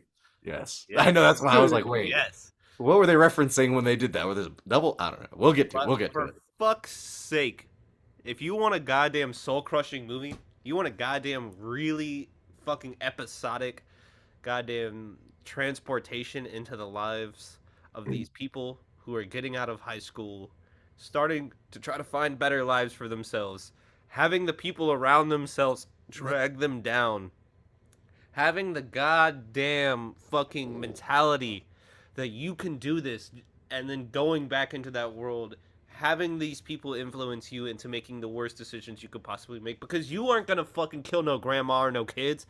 They don't give a shit. Alright? They don't give a shit. But it's okay. Because you're going to Kansas. You're getting out of there. You're fucking that dude's baby mama, aka Jada Pinkett Smith. You are making that kid into who you were, but you're gonna do better. Because your father, aka Samuel L. Jackson, was killed in a drug deal gone wrong. And your mama, she overdosed. So you're living with your grandparents. And you're about to graduate high school. You're so excited to do things. You ain't killed nobody. You ain't doing anything wrong. But you got a friend who doesn't give a fuck. He doesn't care. He just wants to do what he does and get away with it scot-free. So then you got the goddamn motherfucker that is right here fucking executing people left and right. And much like Don't Be a Menace, you get every single fucking scene in this film just in a whole different context. And a completely different context. But, it's so fucked. And then it's weird because this is only the second time I've seen this film. But as you follow your main character, Kane, the first time this film happened for me, I felt so just gut-wrenching pain for this character and wanting him to succeed. This second time, bro was a fucking goddamn piece of shit, awful person, and I was happy he got fucking murked. I'm happy he saved the kid, and it's still just as goddamn soul-crushing and just like jarring goddamn issues. But I felt so completely different about his character, and I was frankly like, you are scum, and even though you're getting out of this, thank God you didn't go to Kansas with this family, because you would have fucked them up, and you would have caused even more problems for these people. But I don't know. I'm angry about this movie. I love this movie to death.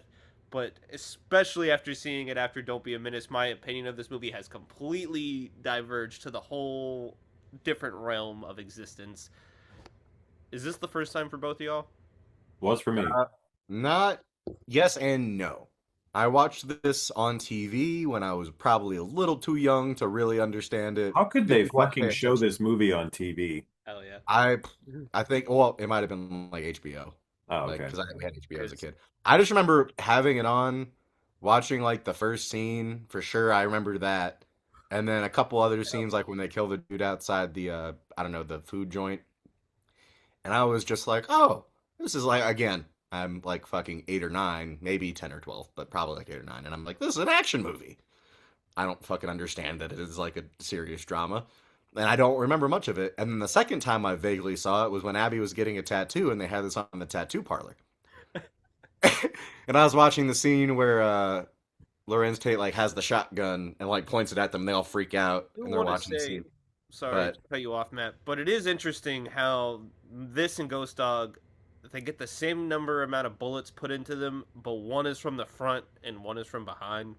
And I find that really interesting, and I think both of them dying, facing forward, slumped over something, really have also something to do with the point of this. I needed to get that out before I forgot it. I apologize. I was gonna say, man, is you know what line I didn't expect in this movie was, "I suck your dick, man." Well, For see, these again, cheeseburgers. again, the scene from Don't Be a Menace, that's what I was thinking about that whole fucking scene. So I Yep. was like, okay. I was like, I didn't quite. Yeah, I was like, I really did not expect. I was like, whoa. Hey, and then also that's when she why was he was like, a fucked up piece of shit. He lied to them. He said, "Any of y'all want some hamburgers?" But no, they were cheeseburgers. They were fucking cheeseburgers. As we know, Sam takes these things very, very seriously. can't offer somebody the wrong thing, Yes. or offer somebody something, give them the wrong thing. Fucking upset. Better have ice in your water. Yes. Or else you deserve to die. Yeah.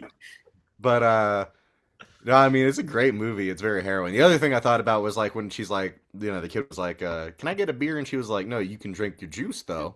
And I was like, "Wait, I thought they were referencing the movie Juice, and maybe they were, but technically this little boy is not being a menace while drinking his juice in the hood." That's right. So I was like, "Okay, it's very true." Yep. This was right before Juice or right after. I actually don't know which one came first. This is 93. Juice, I think, was 96. Okay, so that was later. Yeah, I think. Oh no, Juice was 92. So this was right after Juice. Okay. Damn. So there Juice you was go. early. I didn't realize that. Damn. I feel like there was like all three of these were in succession, like Boys in the Hood, Don't Be a Menace, and then or not Don't Be Menace to Society, and then Juice. My You're bad. picking up like Sam. Yeah. All the titles are just that was a brilliant still is a brilliant title, honestly, on the Wayans brothers part. But no, I really fucked with this movie. It's like gritty, hard, hard to watch at points. I loved the fade to blacks with the sound over it because you didn't always need to see what was going on. But then when they showed the shooting through the security camera and they didn't cut away, I was like, oh, hell yeah. I fuck with that a lot. Right. There's characters that you hate, but at none of the point are you not interested in watching them, if that makes sense. Like, you're always like, what the fuck are they going to do now? That's how I felt like the whole time. That's pretty much exactly my mentality for the whole movie was like, what the fuck are they going to do now? Like, let's just see. Yep. But I think that's I what's can see why important is seeing the spoof of it and then going into it and seeing why it actually is so good that it can be spoofed. Yep. And it's not one of those movies that they're making fun of in the spoof necessarily. Like, they're poking fun, but they're not like, oh, this was so bad that I'm like gonna have to No, clown yeah, on it. it's clear in that movie that, they have a like love and affection for all of the movies that they're parodying. Like it comes from a place of love. And you're constantly waiting for Keenan Ivory Wayans to pop through a window and Message! just go, message. Yep. The message is man. there though. When he's It fucking is. seizing out and blood's flying out of his mouth at the very end, I'm just like, I've never felt so goddamn sad about a character I don't care about. And Okay, so I'm just gonna say, like, first of all, I'll just say off the top, thought the movie was great, really enjoyed it a lot. I'm just gonna cut to the fucking chase here because I gotta say this. The last scene of this movie is one of the most goddamn haunting, terrifying things I've ever seen in anything.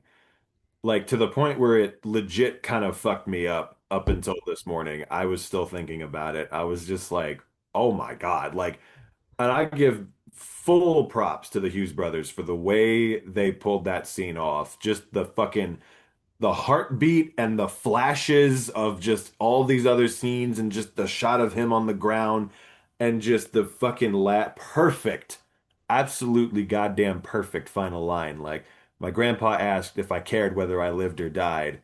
And at the time I didn't know, but now I realize I do, but only when it's too late. I'm like, you couldn't have ended it better, literally. Just getting the goddamn point across at the last fucking scene. So goddamn hard in the most haunting fucking way. Not since The Shining have I been so haunted by a heartbeat. It's just like fucking crazy.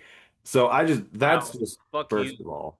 The individuals did that for me, but okay. I'll take Very it. I'll true. take it. Of course, of course. I can't forget yeah, that hard wow. But fucking the whole movie, it's so interesting because I was expecting something in the vein of Boys in the Hood. And obviously, it is very similar to that movie in a lot of ways. But this to me is almost kind of the inverse of that movie, whereas like that movie was more like, you know, it had a better ending, like where the main character doesn't get in too deep with the gangs and he does go on to a better future and there's hope for him. Like obviously other characters don't make it. And it does just as good of a job as this movie does as showing the dangers and the horrors of what they go through in their lives and stuff. But that one had more of a sense of optimism, and the main character had just a better life in general. He had like enough distance, and he had like loving parents who were educated and shit. And then like in this movie, in the first like 5 minutes, I kind of started to realize I'm like, oh, this is going to be different because again, this kid, unlike the main character in that movie, his parents are fucking murderers and drug dealers and drug addicts and just exposing him to this heinous shit like at a very young age. And just the whole movie, there's a sense of just bleakness and hopelessness and just it's so much more just like nihilistic than that movie is. Up until the end where he doesn't make it, he gets fucking killed, and it's horrific. That's But where I think O-Dog's line right before that happens, where he calls every single person who's moving to Kansas sellouts.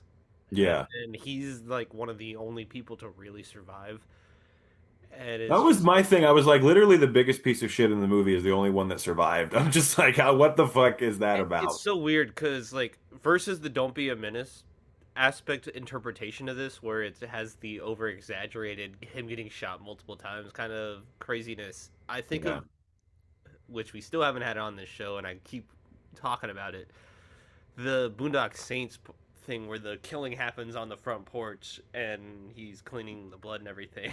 Yeah. And I don't know, it just him saying that and then to be the one to live and the guilt and the amount of fucking like shame that he probably will live with for the rest of his life just fucking adds to what you said. Haunting is a great word for this, just like Once Were Warriors Swollen was the word for that. Haunting is what this movie is, and I think Yeah. that's where the like parts where you're almost kind of like this is kind of edited bad almost, it when it cuts to those fades where it's the same scene and it just does these beats, but then it just once you get the context of the end and it builds to this fucking point, it's just like no, you were getting the internal absorption of what these characters are going through in those earlier moments, much less the last moment. And I don't know, this movie means way more to me now than I ever thought it would.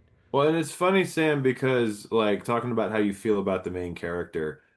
I didn't really like him either that much. I didn't like, there were parts where, like, mainly towards the beginning, where I was more sympathetic towards him. And then, like, as the movie went along, I'm like the scene where he's like letting the kid hold the gun, and the scene where he's like, there are a lot of moments in the That movie, and like for all we know, like him failing to take responsibility for getting that girl pregnant, That's is where also, I you think know, it's so important that he said, "I've never killed anyone," to his grandpa, and his grandpa says like, "I doubt that," and then is like, "And I know you've done it," and then it's just Yeah. like, but then at that point he hadn't, but then and years then to later. just come into just him killing that person, him getting her knocked up, and then wanting to be like, "This ain't my child," that's killing this child's chance of having a father in the future. It has so many fucking like messages. And it's fucked up I because don't again, know. It just just but contrasting this to Boys in the Hood again, you want so badly in that movie for the main character to like, get with his girlfriend and move out and have a better life. Like that's what you want the whole movie. And when it happens in the end, you're happy about it. Here, the whole time I literally was saying like I don't want him to move with this girl. He's going to ruin her life. Like, no matter where he lives, he's going to keep behaving this way and he's probably going to drag her down with him. And I don't want to see that happen to her. It's like kind of insane the contrast there. This movie just takes such a different approach to showing these kinds of characters and this kinds of lifestyle, and it's just so much bleaker and just you don't want to see him get with that girl. And she's the only fucking really one of the only sensible characters in the movie. Sharif, to an extent, also was one of the more likable characters where I was like, he's trying to get them to stop behaving this way, and I'm just like, maybe listen to him. His dad also, I think, was like kind of sensible. Charles Dutton jump scare. I don't know, like I Oh my had god, that was crazy. several jump scares. Him and Bill Duke both. Big Both.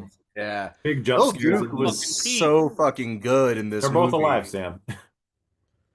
Bill Duke's still alive? You're thinking of John Amos. Oh damn. Again, they They all all look, look alike they all to look the you? same to you. Let me drink my 40 in silence, okay? Oh my god. R.I.P. Yeah, you gotta drink it for both Bill Duke and John Amos. I but the would fact that you pour it mixed them up. out, but I'm not gonna do that to my floors. Your cat just comes Wait, over and starts wait, licking it up. wait, no. We're gonna do this on this fucking cast. And Oh, if my Lord. neighbors judge me, so be Fuck it. them. I'm gonna get on Sam my just front gets porch. shot in a drive-by as he's doing it. No. We're going on my front His porch. last words are, "These cheeseburgers, man." They Do weren't it, Sam. But It's for the homies. That's for John Amos. Oh, it still got on my laptop. Fuck. yeah, Bill Duke was so good in this movie because that scene where he's interrogating him. I cannot remember his name off the top of my fucking The head. main dude? Yeah, main dude. Tyron Turner. Yes, Tyron Turner. I knew it was alliterative, but his performance in the whole movie is great. But damn, in that scene, I felt like I was being interrogated, like the Yeah. stuttering, the timidness, and then Bill Duke just staring at him and be like, you fucked up. You just fucked up. Oh, you just fucked up, right? Yeah, I mean, it's just like, And from what I damn. can tell, Tyron Turner, from what I can tell, has really not done anything since this, and I can't understand why, because he's fantastic in this movie. But yeah, again, it's the whole movie. I don't know. I just thought it was like it surprised me in like the different approach that it took this time. Oh, he was in Belly. Belly is Oh, a good one. another hood movie. I fuck with that movie. I really And he want was to see also in Belly. Meet the Blacks. Oh. Well, so his career has not gone to good places then. Don't put disrespect on Mike Epps' name. I always only put disrespect on Mike Epps' name. No, he was in another Mike Epps movie too, The House Next Door, which is a parody film. Interesting. And he was in Blackish. Oh, wait, I'll be right back. Okay, so he has done some stuff. Yeah, he's been around, but not like this, where he's like the main character. I So think. many of the other actors, like Lorenz Tate and Jada Pinkett Smith, just became like pretty big stars after this. Ooh. So He wasn't How High, but uncredited.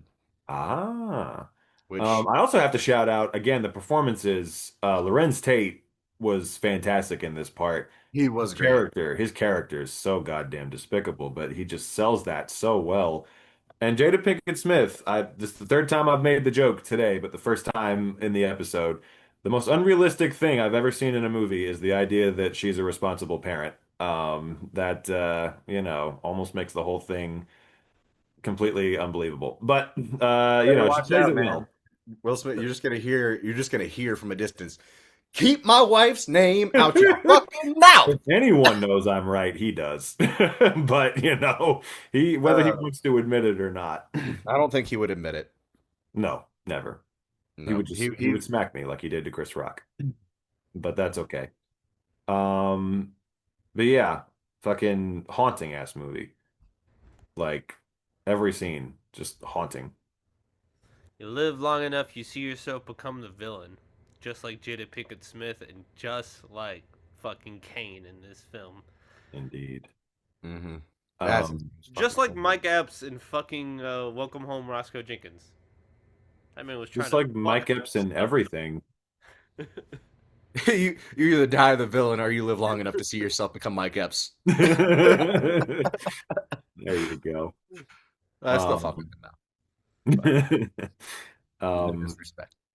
yeah, but it was genuinely like just every scene just had something to it. And the Hughes brothers, this is my second movie of theirs. The only other one I've seen is Book of Eli, which is a big like guilty pleasure for me. Not like the greatest movie, but I enjoy it for what it is. And well, you've kind of seen Dead Presidents, Book of Eli? so huh? Wait, the Hughes brothers did Book of Eli? You didn't know that? I haven't seen Book of Eli in a long time, and I fucked with that movie a lot. Yeah, no idea they did that. That's crazy. Yep. That's a jump right there too. That's a jump. They went from like gritty. No, but that's what I was indie. about to say. I'm like the fact that like seeing this, first of all, this is in a whole different league than that movie, just in general. But just the filmmaking, like seeing the really low budget this was made on, to seeing them go to do much bigger movies like this and From Hell and movies like that later on. From Hell is so good. I will ride or die for that goddamn movie. Never seen it. Watch Dead Presidents first, but then go to From Hell. I do want to see that one. And then go to where they go with Alpha. Go on the journey. Alpha, I've not seen, but Jesus goddamn Christ. Y'all are doing a gimmick and you are not fucking succeeding. But The Good Lord Bird, I will fucking ride or die for Ethan Hawke in that movie, or that miniseries, and he didn't get the just due that he deserved, much like Blue Moon. Amen. Just like everything. Bros, like constantly undervalued. The Hughes brothers are fucking doing it. And that's where I really want to bring up the fact that fucking Unleashed was Jesus goddamn Christ, I forgot my whole point. Are you gonna say Morgan Freeman was in this movie too, Sam? No. You're like, yeah, he played the grandpa, right? No, Unleashed, there it is. Now you reminded me. Unleashed had things to do with the Matrix, and then the Matrix and Unleashed had things to do with the Hughes brothers with Book of Eli, but I can't remember now. So fucking scratch this shit. But fucking goddamn shit. Yeah. Well, I think actually Unleashed, the fight choreographer, also did the Matrix. If I'm He did, yes. John Woo Ping did the fight choreography on both, and Jada Pinkett Smith was in Matrix 2 and 3. So yep. That was the connection. Yes. Thank you, Jackson and Matt. Y'all and Ghost Dog's about escaping the Matrix. Exactly. Indeed. And this is about... And Lawrence Fishburne was in Boys in the Hood. Matrix. Yes. Which I cannot believe I fucking mixed up with this movie once again. And Cuba Gooding Jr. is still alive. Indeed he is.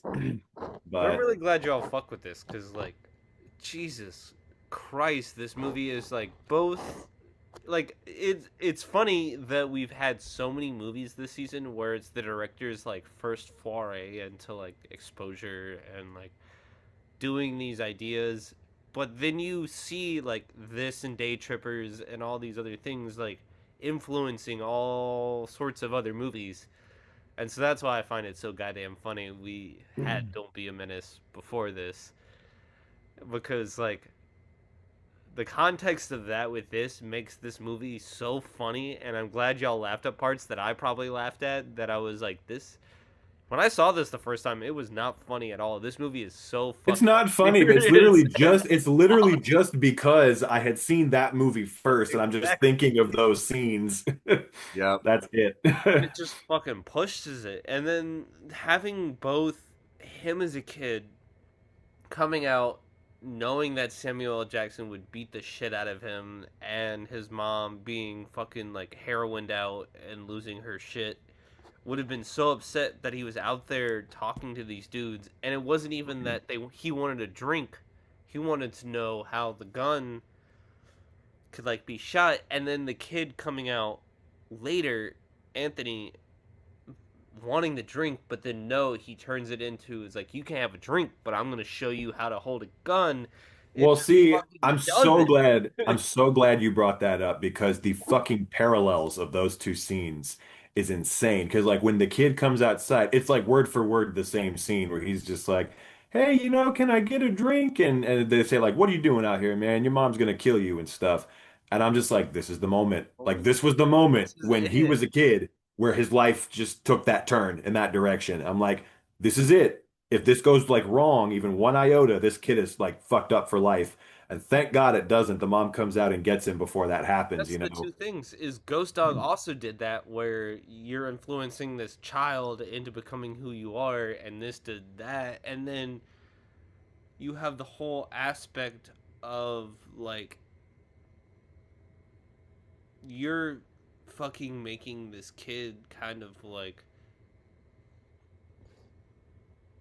turn into this person that they should never remotely be. And the way that this kid was playing, he was playing games, was nothing violent when he was doing that before, and then after he showed him the gun thing, that's when he was playing the game and his mom came in, and he was playing the fucking violent shoot 'em up video game. And I don't know, that fucking part really gets to me. As Yeah. much as The that white is like a stereotype and you could make fun of how cheesy or how bad that scene could be, this did it in an original way, and that's why they It felt parody real. it. the white It's so version of good. this is the scene from Sentimental Value when Stellan Skarsgård showing the kid irreversible. God Oh damn. no, you can't drink, but here's irreversible. Rest of your life fucked up. Yep. That's the European version of this. Yes. But also one thing I have to point out, that fucking scene where he goes and visits the dude in prison was Thank one you for of bringing that the up too. absolute greatest scenes in the movie. And I found out they wrote that in at the last minute because the studio told them to. And that's crazy Thank to me God, because because that is literally one of I maybe the didn't want to best see scene in you the caged movie. like an animal. Oh, you think I'm an animal? Well, just No. that scene where he just is like, take care of my son, like tell him the way we grew up was fucked up. I'm just like, and that the acting from Tyron Turner in that scene, just that fucking tear coming down He his didn't even face. look at him once the whole time until the very end when Hmm. he said that. And all Yeah, three of these movies are Chef Kiss. All three of these movies have all sorts of things connecting. But Jesus fucking Christ, yeah. when he said that and he finally looked at him, it just it did it. And Also, again, very for rare a studio note is that fucking I good. Good, know, I know. It's exactly. like, what are the chances? Especially in a movie like this, you'd think if anything, they're telling them like a bunch of dumb shit, like tone this down, tone that down. But it's like, wow, that's actually a really good fucking note. And I just gotta say, I know we only have like a minute left, but like the Hughes brothers, like seeing them do something like this was really cool for me. Like again, Book of Eli, it's fun for what it is. It's a guilty pleasure. But seeing them really pull off something this well made and this fucking profound, I was like, all right, props to you guys. It was really cool to see that side of them that I hadn't seen yet. And I give it to them. And also, Jackson, Tupac was supposed to be in this, and he got fired. And he literally beat the shit out of one of the Hughes brothers, and they took him to court for it. Yeah. damn, all right. Yeah. So And it's there's also Jackson, that. very you do need to see Dead Presidents, and you really need to see Set It Off. That's another one I do want to see. Yeah. I was That's gonna say not them, but Set It Off is great, and I was it gonna say influences this, or it was influenced by this because this was before it. But yes, I am happy that you chose this, Sam. You've been picking some very just upsetting films recently, I have to say. Once Were Warriors and then this, just Oh, very no, Matt picked Once Were viscerally Warriors. upsetting Oh no, I films. did pick Once Were Warriors. no, Fuck, you picked you it. I picked picked Blood Blood In, and Blood Blood Out. Out. You goddamn fuck. Yeah, Yeah. And yeah, as we mentioned but before, we had a crossover this week because the essays made a cameo in this movie, and they took him to the hospital. man, Hmm. especially after his cousin got shot in the face, and that they were all worried about Kane and just not even caring because they knew he was dead. But that Sharif being like, it might have not have been Sharif, but that dude being fucking upset because, as we said, they all look alike. Um, and staying with him. Well, as you said, Sam, we didn't say that. Hey, As I say, we've done pretty good about differentiating the people. Matt definitely said it earlier. No, we said that about you. We didn't say that. Yes, about we still said I've it. been pretty. I said I don't know. I can't remember the names, but I knew that like I could. If somebody said who is this, who is that, I'd be like, yeah, I know that person's different. I just couldn't remember the names. Right. But yes, him staying with him and him just fucking seizing out and being like dead before you see Sharif just fucking riddled with bullet holes off to the side, it just was so. That was just such an extra like bonus fuck you, like them just killing Sharif. I'm like, what did he do? He was the only He one was just there, man. But that's where I love the fucking "Don't Be a Menace" parody of him that just goes even harder. And then in this movie, they are like, we don't want none of that black power bullshit in this car, or you don't get play of that. And I'm just like, yeah, but that's what y'all need. You need to understand, like, you're at the very least, some of he's the trying. things. He's trying to stop them from doing what they're doing. He's the only one that's trying to stop them from living the destructive lifestyle that they're living, which makes him by default kind of the most sensible character, at least in that group, you know? So it's just like, and then he's the one that ends up fucking dying in the end, and it's like, God damn, you know? No, But I mean, like I you're said, not going to the Kansas. biggest piece of shit is the one that lives. And I'm just like, that's fucked up. Which is the, well, I guess Ghost Dog is the reverse, because Danny the dog lives. Oh, dog is. But Unleashed is the only one where the main character survives. yeah. Yeah. Crazy too.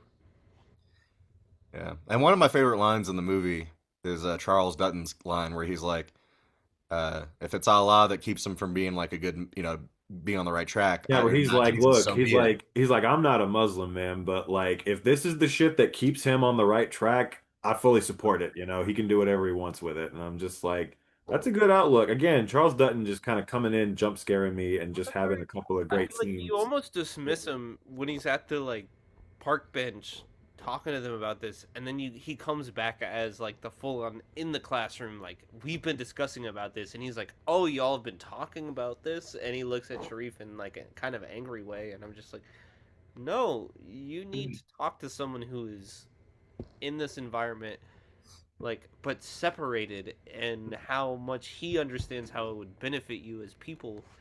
And that's what I think the seed that's sowed from the get-go is that Kane is not going to provide a better life for Jada Pinkett Smith and Ant. And the fact that his soul, like, crux, he's like, his excuse almost becomes like, I'm going to Kansas and I'm going to make them have like a life for themselves. But he is so unprepared to take care of himself, unprepared to understand the responsibilities of being an adult. Like, it captures that transition from high school into adulthood that I think even fucking Back to School Special Stand and Deliver. Thank you. I almost said so now that'll be on the tally of things I fucking forget. Just add movie titles. Just I like how you called it a back to school special. No, because that was our back to school special. So. All those characters fucking being like dealing with adult situations, but having the fact that they have school prevent them from succeeding because they have to focus on this to be able to succeed and provide for their families. And this ending, or starting with the end of that school period where he was like, I walked out of high school with only 50% of the knowledge I needed to know in the world, but maybe that was because I only showed up 50% of the time. Like, there's so much that fucking goes into if they had Edward James Olmos as their teacher, they would have shown up more. They would have shown up more. They would have been able to calculate their hose.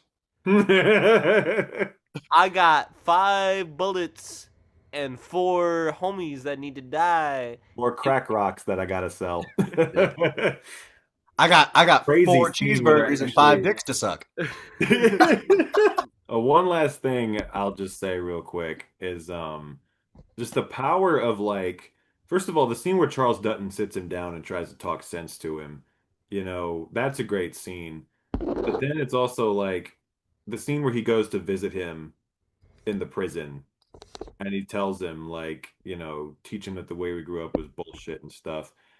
It's basically like the power of that scene and the reason he has such an emotional response. It's the first time in his life that like not just an older figure, because he had older figures like the grandparents who were trying to steer him in the right direction, but like someone he really respected and saw as like a father figure told him that or imparted to him in any way that the lifestyle he was leading was not good.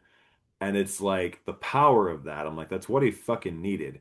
And if he had that sooner, it might have gone better. Because then it's also fucked up because I remember thinking after that scene, like, okay, this is when he's finally going to learn the error of his ways and that he needs to turn his life around.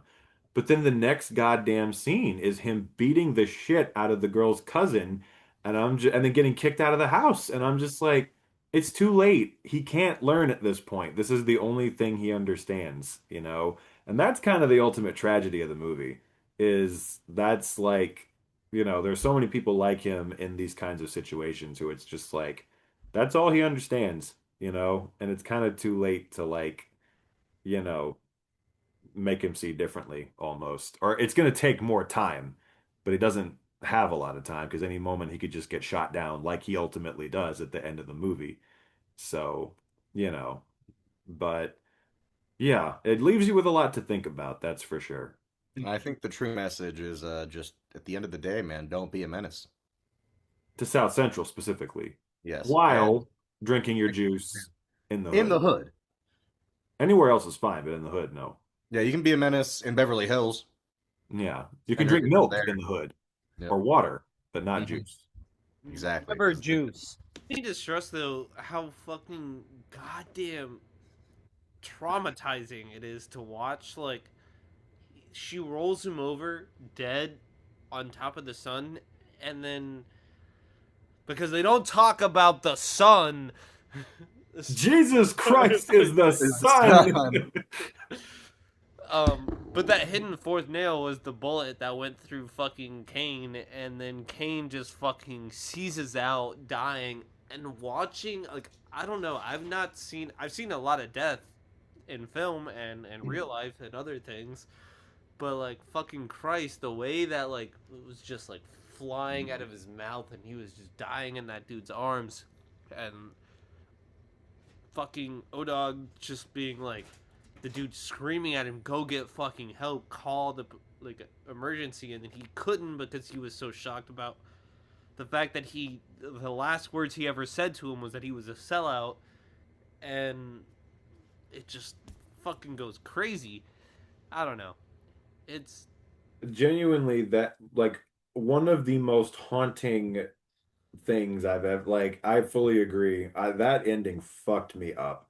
Like, genuinely kind of like, and I'm glad it did. I was worried after Don't Be a Menace that since it spoiled the ending to almost a goddamn T, that you would almost find the ending funny.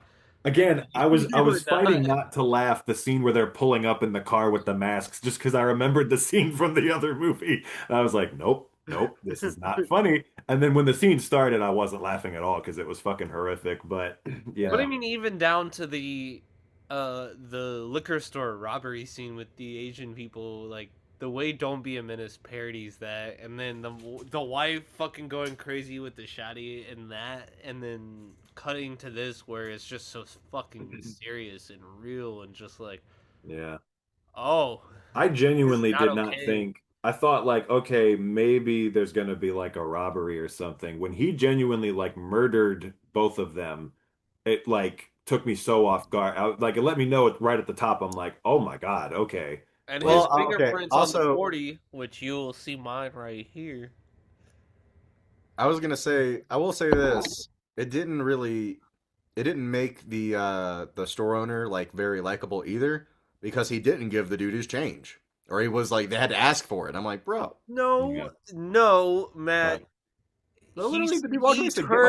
He turned to him and said, "Get my change for me." just because the dude hadn't finished transactioning doesn't mean that he wasn't going to give him his change. Well, he closed the register and then he sat there for a second and he was like, "You're not going to give my friend his change?" Well, and that's the thing is like the store owner was not, like you said, the most likable guy, but that doesn't I didn't mean deserve to get killed. that he I'm just fucking saying. deserves to get shot and robbed. And the fact that he's showing the goddamn tape and laughing about it, saying like, "Oh, that shit is That's funny to bullshit. me, man," fucking horrific. And then what's crazy is I read that in the script, originally the line that the store owner was supposed to say was just something more generic, like, "Oh, you ghetto bastard," or something like that. And they changed it to what he actually says, which is, "I feel sorry for your mother," which to me just hits in a completely different way. Like, I'm glad again they made that change because it's like so much more specific and just it just hit something about it just hits so much like deeper and like triggers that reaction from him, to like really get pissed off. And yeah, and then I really didn't think he was going to smoke both of them like that. That was like when he took the wife in the back and shot her, I was like, "Oh my God. Yeah. Like, that's Yeah. fucked up." Kane having to deal with that dude's fucking doing that and then him getting away with it because he was a minor, like, and finding out that he was a minor through the fact that Kane was like caught up in this other situation but had that murder tied to him already sets into place like, oh, this is an insane dynamic where O-Dog is just fully like even more susceptible to the situation, and then to have that come back at the end being like how they got him for even more shit and whatnot, and him getting out of prison and then still coming back to the same people. And that's where I loved the main actor's performance of he had got shot multiple times, and as the movie goes on and you see him, he starts walking differently. He starts carrying himself. His shoulder is carried differently because he got shot in the shoulder, and it's just like they put so much fucking effort into making this goddamn movie, and it paid off. Well, also I gotta say this: after getting shot that many times, your dumbass doesn't buy a bulletproof vest. Like, come on, man. Fair enough. At that point, I'd just be walking around with it on hand, like either wearing it every day or at least having it in the car. A scene to me that was low-key kind of hilarious was the scene where he robs the guy at the drive-thru. Just like, "Order me a goddamn cheeseburger." And he's just like, "Hey, can I get a burger with fries?" "Motherfucker, I said put cheese on that shit." I almost killed you off of nothing. That was yeah, like we were talking about earlier. If Sam was in The Departed, he would be pointing a gun at Martin Sheen. I said, "Ice, ice in my water." I said, "Ice in my water, goddammit." That makes me think about the fact that the "Where's My Car" parody of and then really kind of like, oh, that's a joke off of this in such a whole different context. Yeah. So. Yeah. I mean, an endless amount of just fucking great scenes, each one of which leaves you with something to think about for sure. I'm just glad I checked it off my list because, like, yeah, this is one I've been wanting to see for a long time. It should have been on the old podcast. It wasn't. And then, lo and behold, I picked the movie that parodies it the most. And so...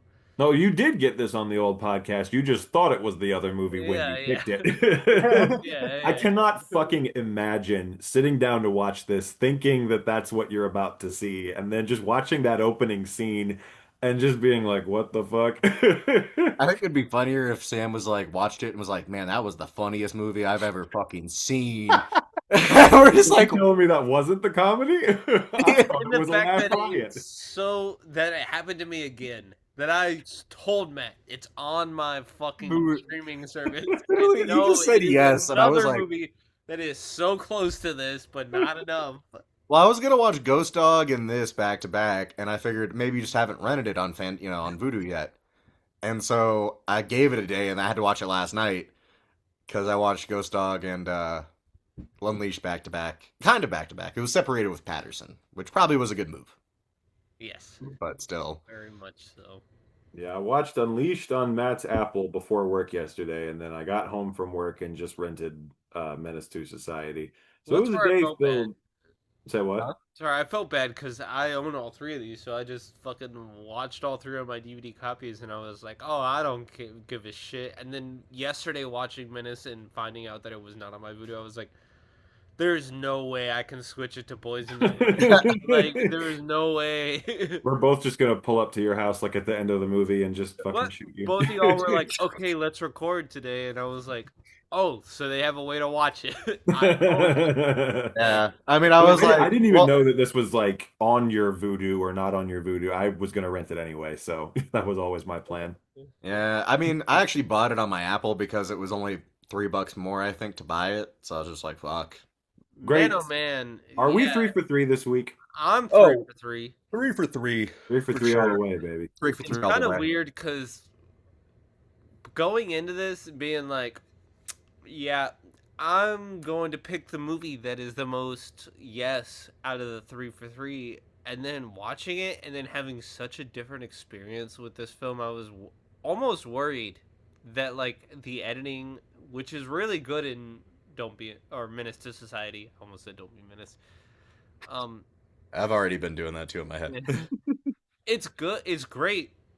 I would say it's even great, not just good, but like I was almost worried that we wouldn't be 3 for 3 this weekend. I was like, I don't know how like this is gonna go, but it worked out because Matt Unleashed is just as good as when I saw it with you, but I also was worried about that too, and I was just like, Ghost Dog's the only movie that I'm like, oh yeah, we're not gonna have a problem with Ghost Dog. But for me, it was mine for sure. I was like kind of worried. Problems, but they both excel in what they're trying to do in such a way that the problems don't even fucking matter. So I'm just like, okay, I'm 3 for 3. I will say this. Usually, at one point in the one of you recently, I've not had this issue one bit the last couple episodes, but usually at one point or like some point, there's one movie that I'm a little like, I don't know if I want to watch this or like, damn it, like, do I have to? Not like that kind of thing, but usually there's like one. Yeah. For the last couple of weeks, especially with this, I've not been like, man, the it's like consistent thing for me has been a lot recently because I've been just kind of busy and my schedule's been all over the place. More often than not, I'll be kind of like, oh my fucking God, okay, I have to watch this tonight. And then I'll sit down and just be locked the fuck in the whole way through and not have a single problem getting through it. That definitely was the case last week. This week, not as much because last week was such a struggle, especially with Blood In, Blood Out being so fucking long.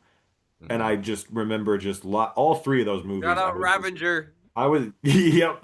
Wait, did he make a joke? He did. Yeah. Oh, shit. He said, if you're not Vatos Locos forever, then you may as well be Dick Asshole. That's good. Okay, hell yeah. He strikes again.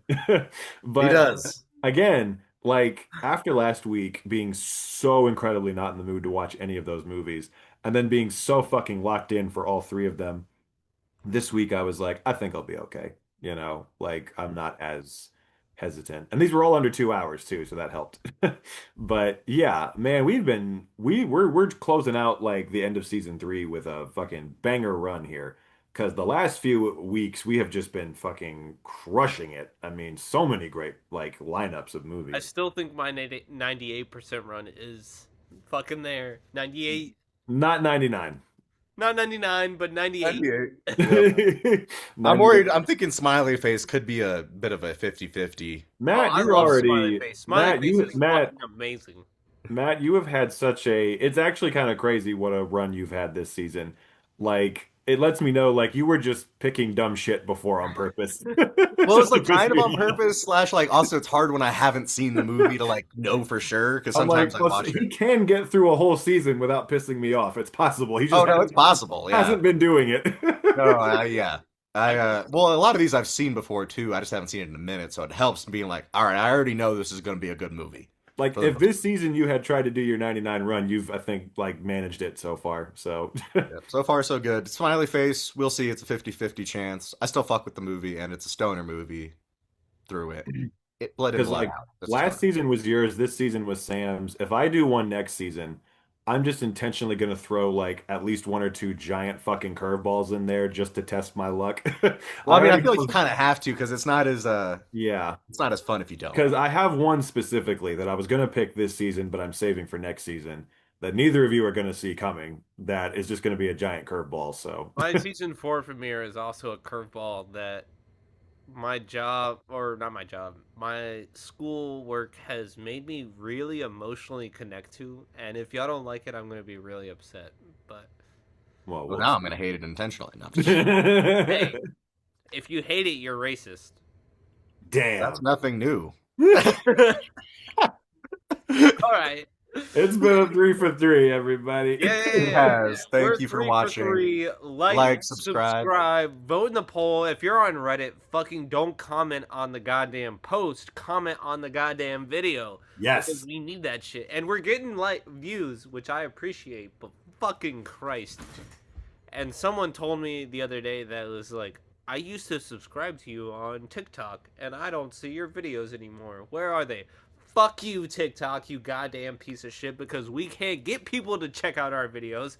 So TikTok can suck a TikTok. fucking do it. But I really think once that I'm out of school and once I am ready to fucking mentally do this season 4 is gonna go crazy. I have a fucking theme that is gonna go hard, but I don't know if y'all like it. It's much more emotional, just like season 2, because season 1 is what it was, season 2 is what it was. Season 3 did its thing, which was like season 1, but here we go for season 4, and we're going fucking crazy. And now I really want to say that I'm going to get a whole bottle of champagne down my gullet for the season 4 finale. But I beg you not to.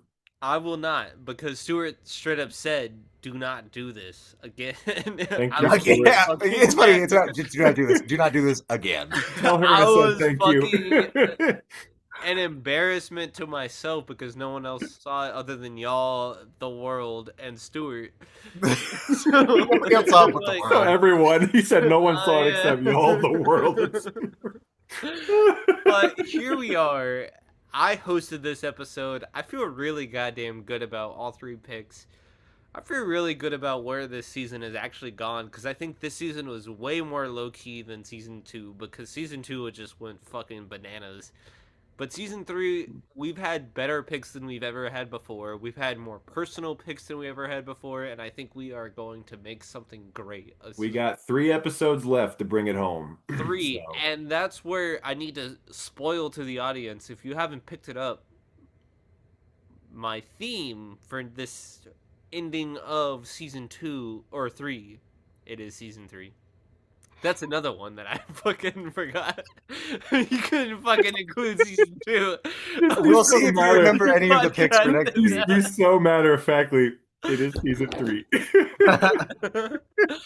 But the mental psyche of the environment you are in is going to play into the last few episodes for me. And so, wow, not next week is Girl Interrupted. So fucking watch Girl Interrupted if you are an audience member and you see this. Fucking watch that movie and then come back to us, because that'll be my penultimate. But next week, I'm bringing you... Sorry, I fucking slapped my laptop with my finger. I'm bringing you a movie called Mind Game. So get ready, because we're going to fucking enter the psyche for the last 3 episodes of Sam's pick. I almost said 2, but now it's 3. Mind Game, Girl Interrupted, and then the hidden third pick of this fucking season. What could it be? Even though we already know, what could it be? We've been saying it, but we're not going to do Nope. it. That would be a good one. California Suite? Yeah, I was gonna ask if you guys have heard about this movie because I found it on I know of it. Yeah, I've never seen it. I was like, Robert Altman knows what he's doing. I was love looking California Suite. Oh, I forgot that was a Robert Altman movie. Fucking Christ. directed by No, Herbert no. Ross. California Split. California Split. That's the California Robert Split is Robert Altman. Oh, This I don't is know Neil Simon. California Split. Okay. I need to You end need this to be doing episode these with the 40. fact that Yeah. if you wake up already late to the fucking the episode at 11:20 fucking a.m. and you start your day with the 9.5 Juice Force IPA, don't drink a goddamn Old English 40 because Jesus Christ, 100 castles on my leg. I'm fucked up. I apologize, but I'm hosting, so I'm gonna fucking wrap it out. Don't do that combo because Jesus Christ. We do it so you don't have to. Exactly. We're 3 for 3. I hope you are. If you're on Reddit, fucking comment on our YouTube posts. Not pitch. I thought you were gonna say piss. You were gonna say our YouTube piss. Man, oh man. Bye everybody. It's something. Where's my hopefully mask? they don't uncancel class. You know, I'm really upset because I'm so fucking mad that, like, I said this season's the Sam mask season, and then I had so many masks for episodes, but I didn't have one for this. And the mask I should have wore Guar is the blackface for Menace II Society that I should have worn.